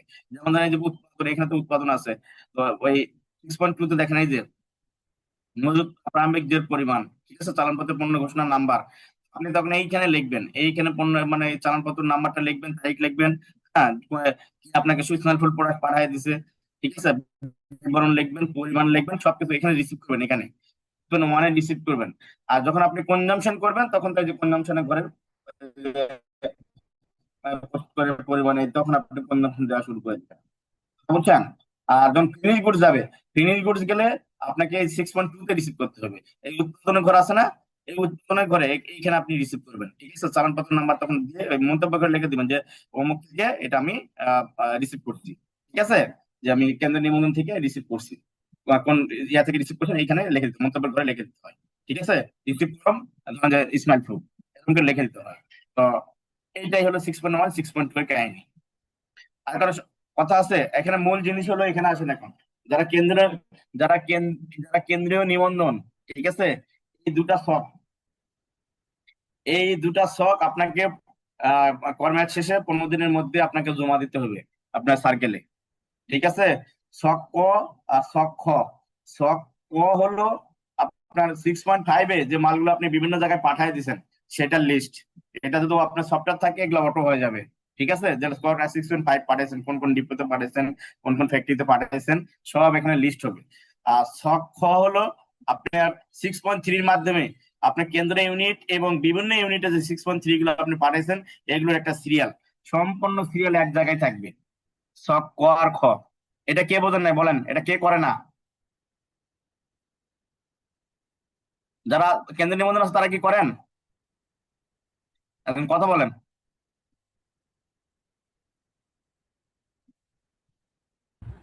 মাহবুব ভাই, না, এটা তো করি না, এটা সিস্টেমে থাকে, সিস্টেমে সফটওয়্যারে থাকে, থাকে, জমা হ্যাঁ তো সব দিই না। জমা। আচ্ছা, জমা দেন না, এটা কিন্তু জমা দেন না। আপনি যে 9.1 করেন সেখানে কি দেন এটা? 9.1 তো দেখায়, হ্যাঁ হ্যাঁ, 9.1 9.1 যেটা আদার্স বা ওই যে ইয়া আছে হ্যাঁ যেটা, হ্যাঁ, হ্যাঁ, ওইটাতে জি জি, আপনি আদার, এটা হ্যাঁ। ডাউনলোড করে ওইখানে দিয়ে দিবেন, তাহলে আপনার জমা হয়ে গেছে। কথা বুঝছেন? তো এটা এটা না দিলে ঝামেলা করে, কিন্তু মাঝে মাঝে যেটা বদমাইশ আছে সেটা কিন্তু ঝামেলা করবে, হ্যাঁ। তো এটা কিন্তু যারা সফটওয়্যার আছে তাদের জন্য সুবিধা। আর দাদা এই জন্য বললাম, দেখেন যারা সফটওয়্যার নেই, তা আপনি এই ট্রান্সফারটা নেই কয়টা গেছে এটা করতে পারলেন, কিন্তু সেলস যখন আপনার হাজার হাজার চালানো হবে আপনি কেমনে করবেন? সম্ভব নাকি এটা? বলেন তো, ওটা কি সম্ভব? সম্ভব নয়, ঠিক আছে? তো আপনার এই দুটা হলো মেইন জিনিস, যে আপনাকে ক আর ক, এইটা হলো কেন্দ্র নিবন্ধনের আসল একটা ইয়া, যে এটা আপনাকে করতে হবে, এটা সার্কেলে জমা দিতে হয়, ঠিক আছে? এই যে 263 এসআরও আমাদের 2019 সালে যে এসআরওটা জারি করছিল, হ্যাঁ, তো এই এসআরওটা সবাই একটু দেখে নিতে হবে। যেটা আমি এই যে 5-6টা ইয়া বলছি আমি, এটা আপনাদেরকে এইখান থেকে নিয়েই বলছি, ঠিক আছে? এখানে কি লিখছে সেটাই বলছি উদাহরণ সহকারে। তারপরে আপনার এখানে দেখেন, এই যে সমজাতীয় পণ্য, আমি বলছিলাম যে সমজাতীয় পণ্য, সমজাতীয় পণ্য অর্থ ভোগ ব্যবহারের প্রকৃতি অনুযায়ী সমগোত্রীয়, যেমন ঔষধ, ইলেকট্রনিক্স পণ্য, খাদ্য, কসমেটিক, টয়লেট্রিজ, প্লাস্টিক পণ্য ইত্যাদি এবং উহাদের প্যাকেজিং মধ্যবর্তী উপকরণ। এইটা বলতে বোঝাচ্ছে যে ঔষধ তো বিভিন্ন ধরনের হয়। ঔষধ আপনার ধরেন যে ঔষধ ঔষধ ধরেন যে আপনার বিভিন্ন হয়, যে প্যাকেটে হয়, প্যাকেজিং এ হয়, তারপর আপনার সিরাপ হয়, হ্যাঁ, আরো অনেক জাতীয় ওষুধ হয়। তো সেগুলা ওষুধ তো সমজাতীয় সব তো হয় না। তো এই জন্য বলা হয়েছে যে এই ধরনের জিনিসগুলো যেগুলো আছে সেগুলোকে আমরা সমজাতীয় হিসাবে কাজ করব, ঠিক আছে? ঔষধের ক্ষেত্রে যত কিছু আছে সেটা হলো সমজাতীয়, ঔষধের ফ্যাক্টরি হলেই হয়েছে। আর ইলেকট্রনিক্স পণ্য যেগুলো আছে, হ্যাঁ, যেটা ধরেন যে ফ্রিজ টিরিজ টিভি যা আছে, যেগুলো ইলেকট্রনিক্স পণ্য, সেগুলো আমরা একসাথে করব, একসাথে এটাকে বলা হবে যে আহ সমজাতীয় পণ্য, ঠিক আছে? তারপরে আপনার এখানে দেখেন যে এই যে খাদ্য আছে, কিছু কিছু খাদ্য আছে, কসমেটিক্স তো বিভিন্ন কসমেটিক্স, যে বলা হচ্ছে যে যত প্রকারের কসমেটিক্স, এটার নাম যদি খালি কসমেটিক্স হয়, কসমেটিক্স এর মধ্যে পড়ে, এটাকে বলা হচ্ছে সমজাতীয় পণ্য, ঠিক আছে? টয়লেট্রিজ,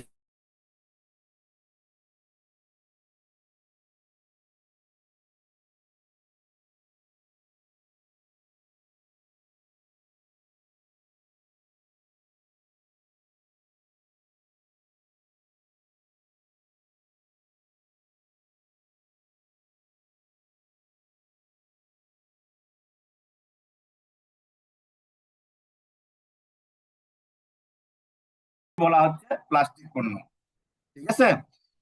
উহাদের প্যাকেজিং, এটা হলো সমাজজাতীয় ইয়ে।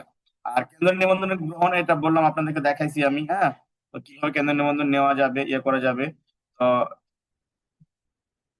এই যে 2.1 তার ইউনিটের তথ্যাদি উল্লেখ করিয়া মূল্য সংযোগ বিধির কারণে বিভাগীয় কর্মচারীকে আবেদন করবেন। এই যে দেখছেন, এই যে আপনার যেটা বললাম আমি যে 2.1-এ আবেদন করতে হবে, তো এটা আপনার আইনে লেখা আছে যে 2.1-এ আপনাকে আবেদন লিখতে হবে। তারপরে আপনার বাণিজ্যিক আমদানিকে এই দেখেন, ব্যবসায়ীকে জাতীয় রাজস্ব বোর্ড কর্তৃক নির্ধারিত বা অনুমোদিত সব সফটওয়্যার ভিত্তিক অটোমেটেড পদ্ধতিতে হিসাব নিকাশ সংরক্ষণ করতে হবে। এটা করতে হবে। তো এই অনুমোদিত সফটওয়্যার ভিত্তিক মানে এই দেখেন লেখা আছে, কিন্তু আপনার সফটওয়্যার কোথায় নিতে হবে লেখা আছে আপনার এসআর 2063-তে, ঠিক আছে? তো এইখানে লেখা আছে যে 1 জুন 2022 খ্রিস্ট তারিখে প্রজ্ঞাপন এসআরও 174 আইন জারি পূর্ব কেন্দ্র নিবন্ধন প্রতিষ্ঠান 31 ডিসেম্বরের মধ্যে এটা বলা হয়েছিল, কিন্তু অন্যথায় প্রতিষ্ঠান কেন্দ্র নিবন্ধন বাতিল হবে। যারা কেন্দ্র নিবন্ধন নিছিল তাদেরকে বলা হয়েছিল যে 31 ডিসেম্বর 2022 খ্রিস্টাব্দের তারিখের মধ্যে তাদেরকে সফটওয়্যার নেওয়ার জন্য, কোনোকে নেয়নি এখন, ঠিক আছে? তা বিভাগীয় কর্মকর্তা বর্ণিত তথ্য প্রাথমিক যাচাই পূর্বক যথাযথ পাইলে সংশ্লিষ্ট কমিশন মন্ত্রী কেন্দ্র নিবন্ধন জারি করবেন। তো অনুমোদন না পাইলে যত কারণ উল্লেখ করবে আমাদেরকে অবহিত করবে, ঠিক আছে? এটা হলো নিবন্ধনের পদ্ধতি বলেই দিলাম যে আপনাকে যে 4.3 দিতে হবে ইয়ের সাথে, ঠিক আছে? আর যে সেবা প্রদানের একই জিনিস, এগুলো যেগুলো বললাম সেগুলাই। হ্যাঁ, এই যে 9.1 বলছিলাম যে কেন্দ্র নিবন্ধন কর্মমেয়াদ শেষে আইনের ধারা 64 থেকে 67 মূল্য সংযোগ সম্পর্ক বিধিমালা 47 হেতু 50 অনুসারে দাখিলপত্র ফর্ম 9.1টা কি করতে হবে, সেই সবগুলো একসাথে করে যোগ করে যা আসবে সব একসাথে হিসাব করে একটা 9.1 দিব, ঠিক আছে? এটাই হলো এটার সিস্টেম। প্রমাণপত্র ইস্যু যেটা বললাম, যেটা লেখা দেখাতে চাইলাম আপনাদেরকে, সেটা হলো কোথায় আছে এটা,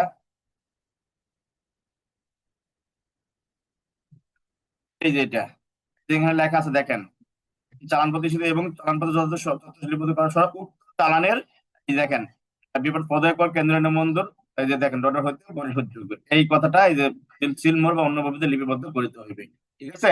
তাহলে কিন্তু এই কথাটা লিখে দিতে হবে, এটাই হলো মেন জিনিস।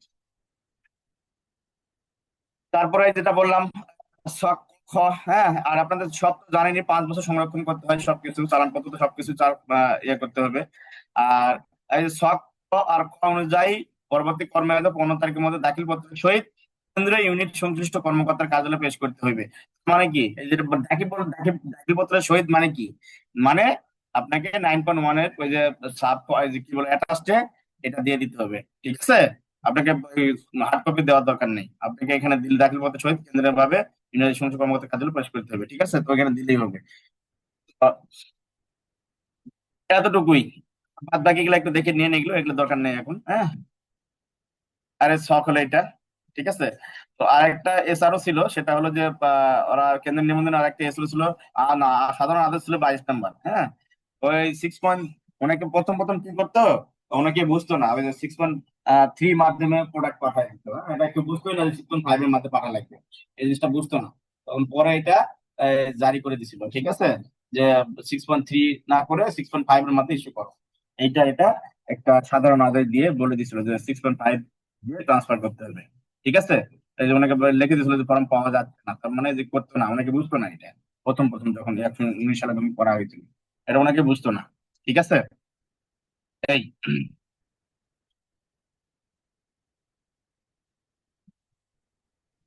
বলেন, এই তো মোটামুটি কেন্দ্র নিবন্ধনের ইয়েটা শেষ। এখনকার প্রশ্ন আছে বলেন, কেউ বুঝতে কোনো সমস্যা হয়েছে, এরকম কার প্রশ্ন আছে কিনা? হ্যাঁ, মাহবুব ভাই, আমার একটা হ্যাঁ, কোশ্চেন, সেটা তো হ্যাঁ বলেন। এসিআই হাইজিনে তো আপনি ছিলেন, আমিও ছিলাম, সেটা হলো আমাদের হাইজিনে ধরেন ন্যাপকিন এবং ডায়াপারের কিছু র মেটেরিয়াল কিন্তু এক ছিল, 3-4টা এসএবি টেসএবি, ঠিক আছে? হুম তো সেই ক্ষেত্রে আমরা একই র মেটেরিয়াল দিয়া ধরেন ন্যাপকিনও বানাইতাম, ডায়াপারও বানাইতাম, ঠিক আছে? তো হুম সেক্ষেত্রে কি এটা কেন্দ্রীয় নিবন্ধনের আওতায় আসবে, সমজাতীয় প্রোডাক্ট মানে ওই সংজ্ঞাটার ইসে, মানে এই যে অভিন্ন বা সমজাতীয় প্রোডাক্ট হলো কিনা আর কি? ওটার সাথে কি আপনার অব্যাহতির সাথে সমস্যা কি?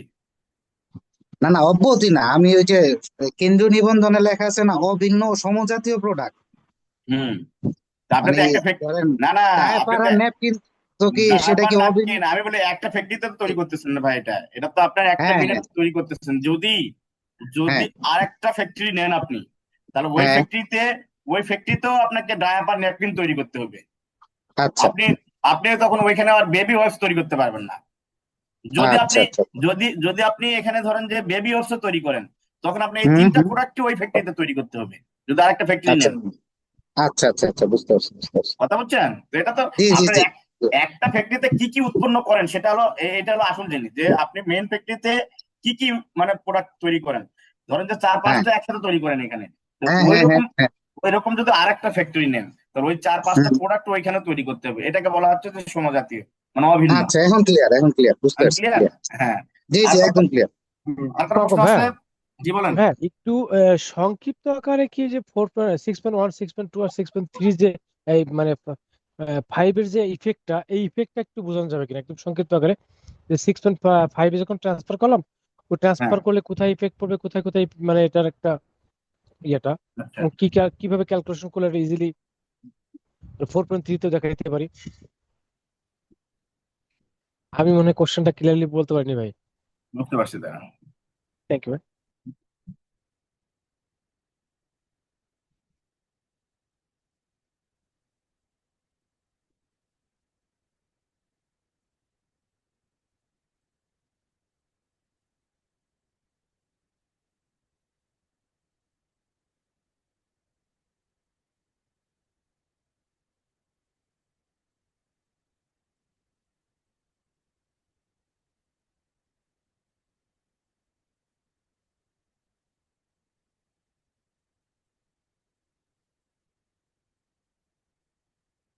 ধরেন একটা ধরেন আপনি 6.5 একটা প্রোডাক্ট, ধরেন এটা আমরা ইয়ে করি।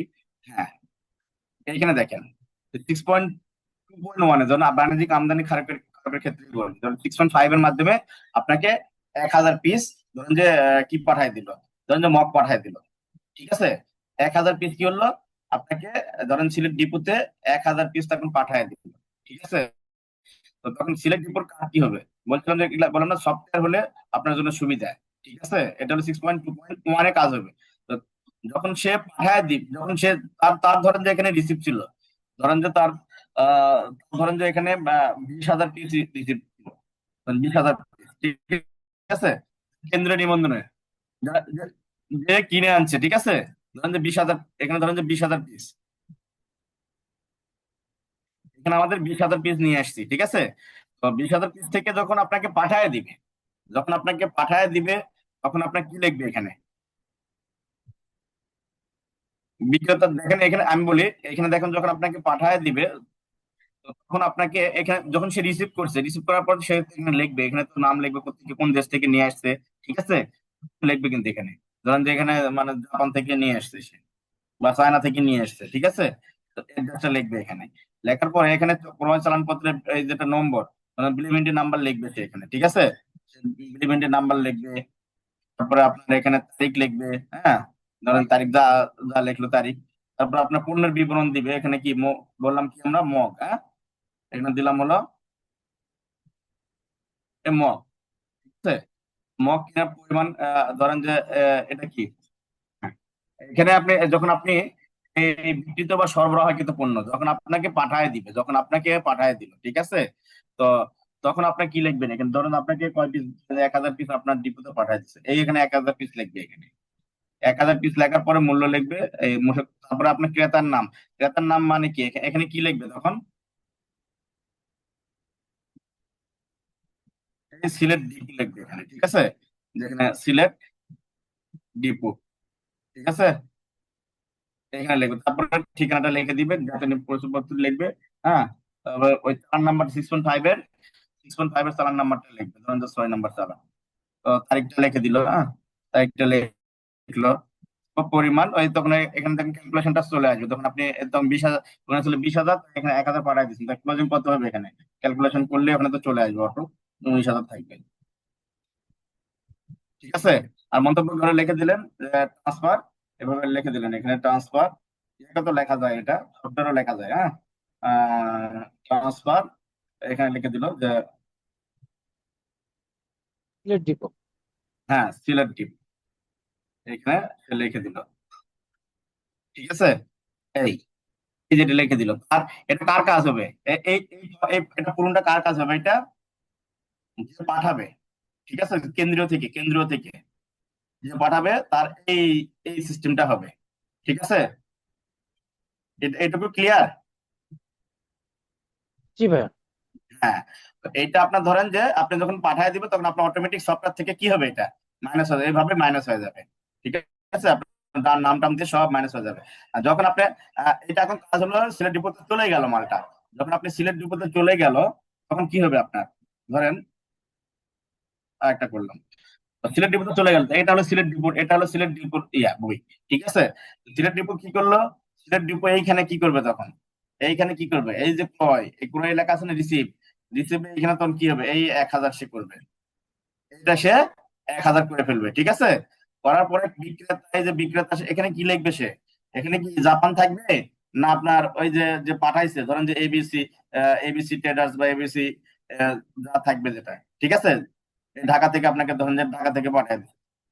ঠিক আছে না, তখন আপনার ওই ক্রয় চালান পত্র, ক্রয় চালান মানে 6.5 এর নাম্বার কত ছিল, 6 নাম্বার ছিল না, এই 6 নাম্বার চালান এখানে লিখবে, ডেটটা লিখবে, মক, এই যে দেখেন এখানে তখন কি লিখবে, এখানে এখানে তো কিছু লিখবে না, তো সে রিসিভ করলো। ঠিক আছে, সে তখন রিসিভ করলো, তো এখানে আর কিছুই থাকবে না। যখন রিসিভ হবে,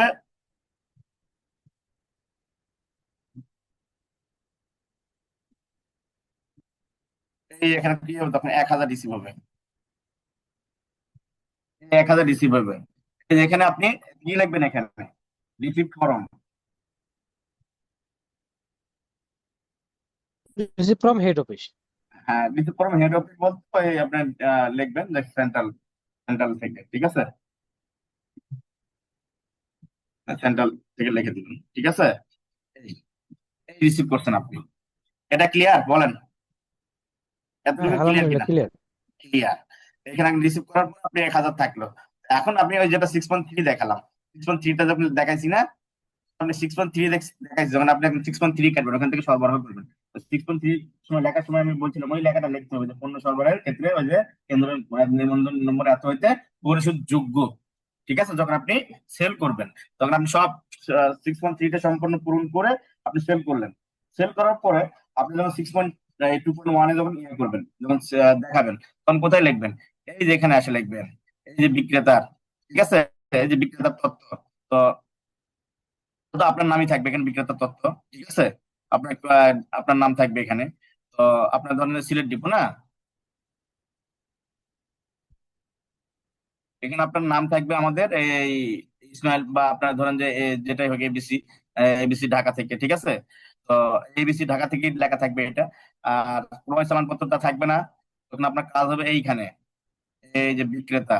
ঠিক আছে, এই যে বিক্রিত বা সরবরাহের পণ্যের বিবরণ, হ্যাঁ, তখন আপনি কি করবেন, এখানে এই যে বিবরণ লিখবেন, মগ লিখবেন, হ্যাঁ, এখানে মগ ডট ডট দিলে হচ্ছে, তখন আপনি ধরেন এখানে আহ 120 পিস আপনি সেল করবেন, 120 পিস সেল করলেন, মূল্য লিখলেন, হ্যাঁ, মূসক লিখবেন। ঠিক আছে, এখানে আপনি মূসক লিখে ফেলবেন। এখানে আপনার মূসক লেখার পরে তখন আপনার কি হবে, এই যে ক্রেতার নাম লিখবেন, তখন আপনি ধরেন যে কিনছে, আপনার দিলেন এক্স ওয়াই জেড। ঠিক আছে, তারপরে ঠিকানা দিলেন, ঠিকানা দিয়ে দিলেন, নিবন্ধন নাম্বার তাহলে বা যাতে যা থাকবে। ঠিক আছে, আর ক্রয় চালানপত্রের নম্বর, তখন আপনার এখানে দেখুন ধরেন যে 3 নাম্বার চালানে দিচ্ছেন আপনি, আপনার 613 নাম্বারটা থাকবে এখানে। ঠিক আছে, এখানে 613 নাম্বারটা, আর আপনার এখানে 6 নাম্বার যেটা লিখছিলাম সেটা কোন নাম্বার, 6.5 নাম্বার, তাই না, যেটা রিসিভ করছেন আপনি।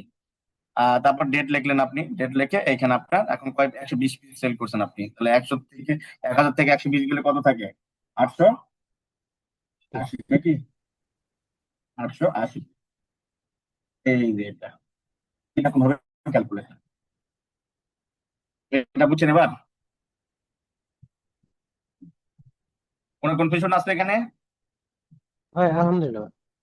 হ্যাঁ, এটা এইভাবেই পূরণ করবেন। ঠিক আছে, মানে একটা থেকে যাবে, রিসিভ হবে, মানে যখন আপনি পার্চেস করবেন বাইরে থেকে পার্চেস তো রিসিভ হবে, আবার যখন আপনাকে ডিপগুলোকে দিব তখন আপনি ওই যে বিক্রেতার ওখানে দেখায় দিবেন। ঠিক আছে, তারপর আপনি আপনারটা রিসিভ করবেন, রিসিভ করার পরে আপনি তখন সেলের ঘরে সেলগুলো লিখবেন। ঠিক আছে, থাকবে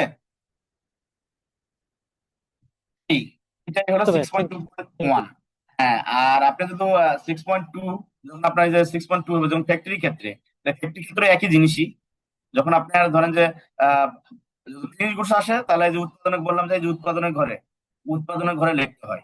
ঠিক আছে, যদি আপনি ট্রান্সফার দেয় আপনাকে 6.5টা উৎপাদনের ঘরে, এই উৎপাদনের পরিমাণটা এখানে লিখতে হবে এতটুকু। আর 6.1 যেগুলো হলো আপনার ইয়ে আসবে, যে র মেটেরিয়াল যেগুলো আসবে, র মেটেরিয়াল গুলো তখন আপনাকে লিখতে হবে এখানে। ঠিক আছে, র মেটেরিয়ালস এই যে এখানে আপনাকে রিসিভের যে ঘর আছে, আপনাকে এখানে এই যে এখানে রিসিভের ঘরটা, এই যে রিসিভের ঘরটা, ঠিক আছে, রিসিভের ঘরে আপনাকে লিখতে হবে। রিসিভের ঘরে লিখে আপনাকে কনজাম্পশন যখন হবে, কনজাম্পশনের ঘরে কনজাম্পশন গুলো দিয়ে দিয়ে মাইনাস করতে হবে। ঠিক আছে, এটা হলো 6.1, 6.2 আর 6.2.1। হ্যাঁ, আর কারো প্রশ্ন আছে? বলেন, আছে কিনা প্রশ্ন আর? ভাই, এই একটা প্রশ্ন, আমার কি প্রত্যেকটা ডিপোতে ইন্ডিভিজুয়ালি কি আমার এই 6.2 মেনটেন করতে হবে? 100% 6.2 ইন্ডিভিজুয়ালি? হ্যাঁ, আপনি উৎপাদনকারী হলেও 6.2 আপনার তো ডিপোগুলোতে অবশ্যই মেনটেন করতে হবে। আর যদি আপনার সেন্ট্রাল ওই কি বলে এটা আমদানিকারক হয়, তাহলে 6.2.1 মেনটেন জি করতে জি। হবে। তারপরে মাস শেষে সব ডিপোর থেকে আমি এই মাস 6.2 শেষে, এর হ্যাঁ মাস শেষে ডাটা আপনি নিয়ে 6.2 ডাটা নিয়ে রিটার্ন ফিল আপ আপনি করবো। একসাথে করবেন, হ্যাঁ একসাথে করে রিটার্নটা করবেন। আচ্ছা, মানে প্রত্যেক ইন্ডিভিজুয়াল ডিপো থেকে 6.1 6.2 আলাদা আলাদা ভাবে, সরি 6.2.1 আলাদা আলাদা মেনটেন করবো। হ্যাঁ আলাদা আলাদা ঠিক আছে মেনটেন তো? করতে হবে, হ্যাঁ আলাদা আলাদা। হ্যাঁ বলেন, আর কারো প্রশ্ন আছে? বলেন,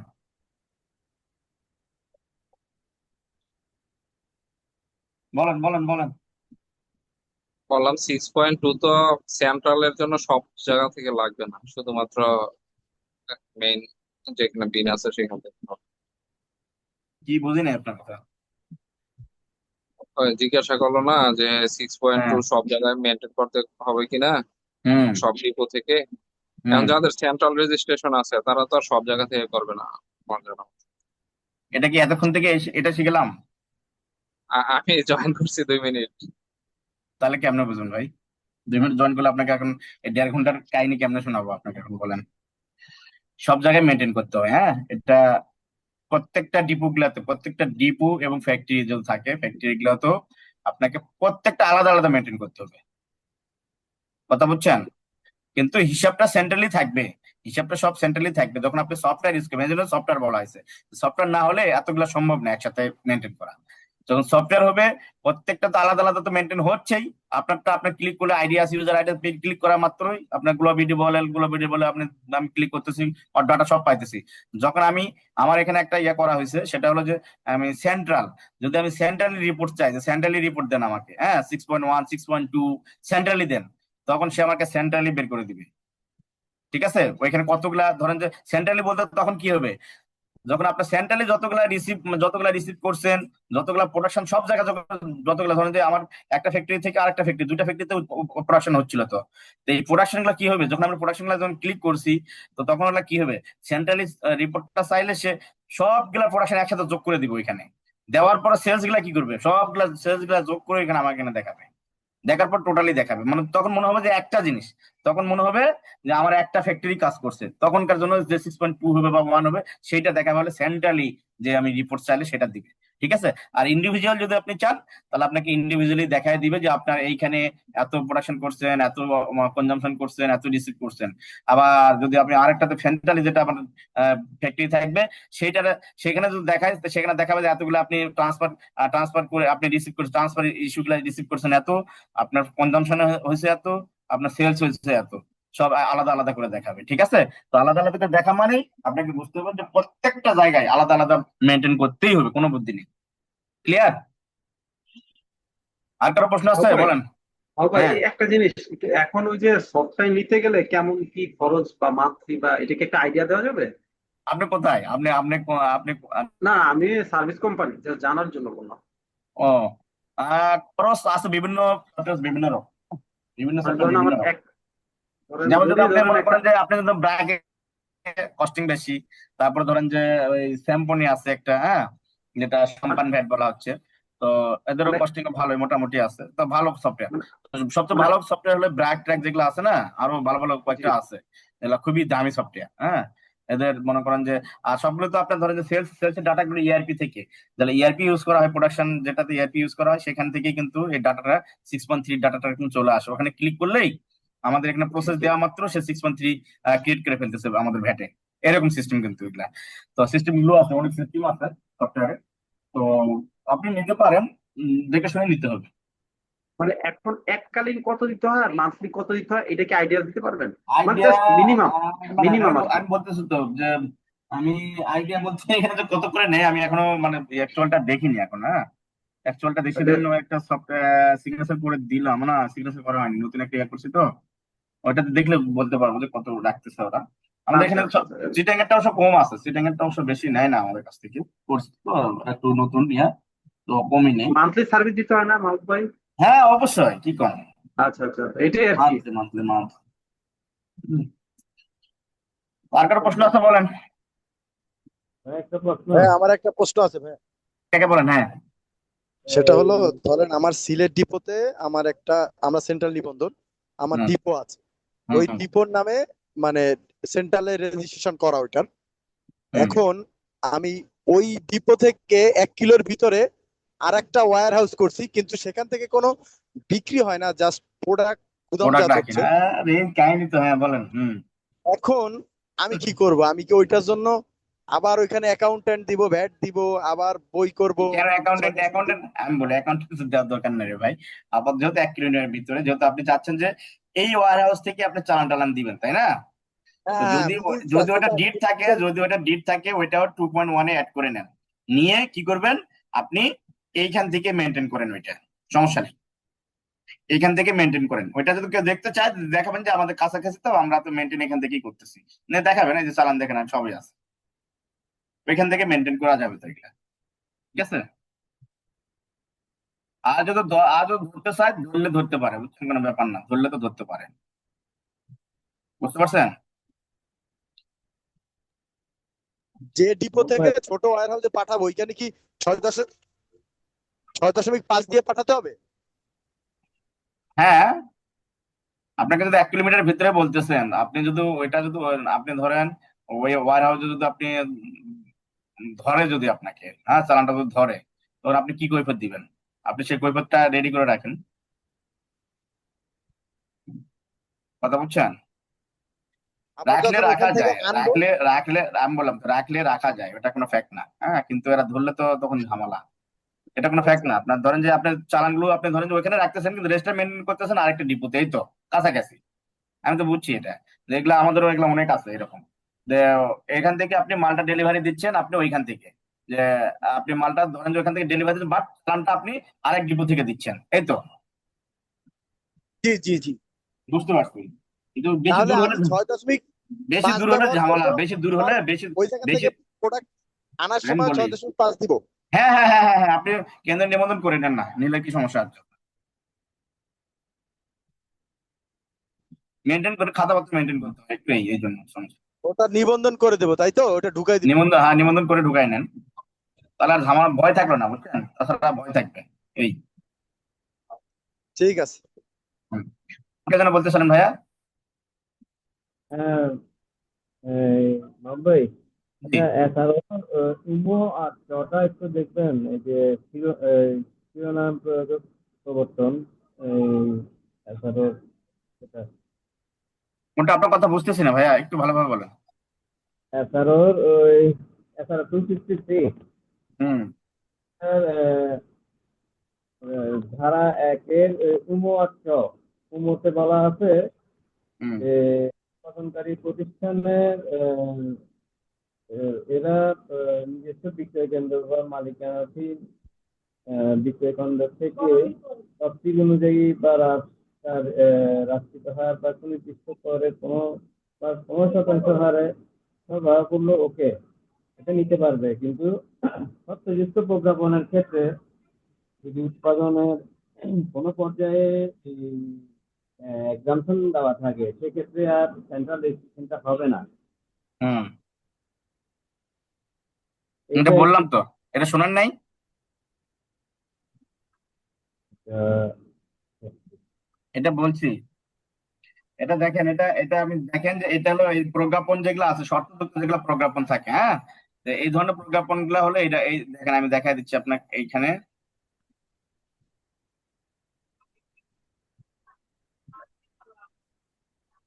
এই যে এই যে এসআরও দেখেন 180, দেখতে পাচ্ছেন? এই ধরনের যদি কোনো প্রোডাক্টের এসআরও দ্বারা কোনো প্রোডাক্টের যদি অব্যাহতি দেওয়া হয় কোনো ডেট অনুযায়ী, হ্যাঁ, ধরুন যে এই প্রোডাক্টের হলো 15% হার, কিন্তু সরকার কি বলছে যে এটা আপনার মানবিক দৃষ্টিকোণ থেকে 4:3 হুইলার। তো এই জিনিসগুলো কি বলছে সরকার, যে বলছে যে স্থানীয় উৎপাদন শতাংশ দেখেন এখানে লেখা আছে যে পর্যায়ে 1 জুলাই থেকে 30 জুন 28 এবং 7.5% এর অতিরিক্ত মূল্য সংযোজন কর, 1 জুলাই 28 থেকে 30 পর্যন্ত 10% এর অতিরিক্ত মূল্য সংযোজন কর। এই যে দুটা ইয়া করে দিছে। তো উক্ত পণ্য উৎপাদনে ব্যবহৃত উপকরণ যুক্তাংশ এটা কিন্তু লেখা আছে এখানে যে অব্যাহতি প্রদান করা হলো। তো এই ধরনের কোনো কিছু যে প্রোডাক্ট গুলো আছে, হ্যাঁ, যে উৎপাদন পর্যায়ে যে আপনাকে শর্ত দিয়ে, আপনাকে ডেট দিয়ে, আপনাকে এত বছর যে আপনাকে এত পার্সেন্ট হারে আপনাকে চালান দেওয়া হলো বা অব্যাহতি দেওয়া হলো, হ্যাঁ, 15% আপনি 7.5% হারে আপনি চালান দিবেন, বা 10% হারে লিখে দিচ্ছে যে এত সাল পর্যন্ত 7.5% আর এই পর্যন্ত 10%। এই ধরনের শর্তযুক্ত যে এসআরও যেগুলো আছে, যেগুলো প্রোডাক্টের ক্ষেত্রে আছে, সেই প্রোডাক্টের ক্ষেত্রে আপনি আর এই কেন্দ্রীয় নিবন্ধনে যেতে পারবেন না। বুঝতে পারছেন? যারা এই যে 4:3 হুইলার যারা উৎপাদন করে, তারা এই আপনার এই কেন্দ্রীয় নিবন্ধন নিতে পারবেন না। ক্লিয়ার? হ্যাঁ, ক্লিয়ার। এটা বলছিলাম, আপনার মনে হয় তখন অ্যাবসেন্ট মনে ছিলেন। তো যাই হোক, কারো প্রশ্ন আছে বলেন।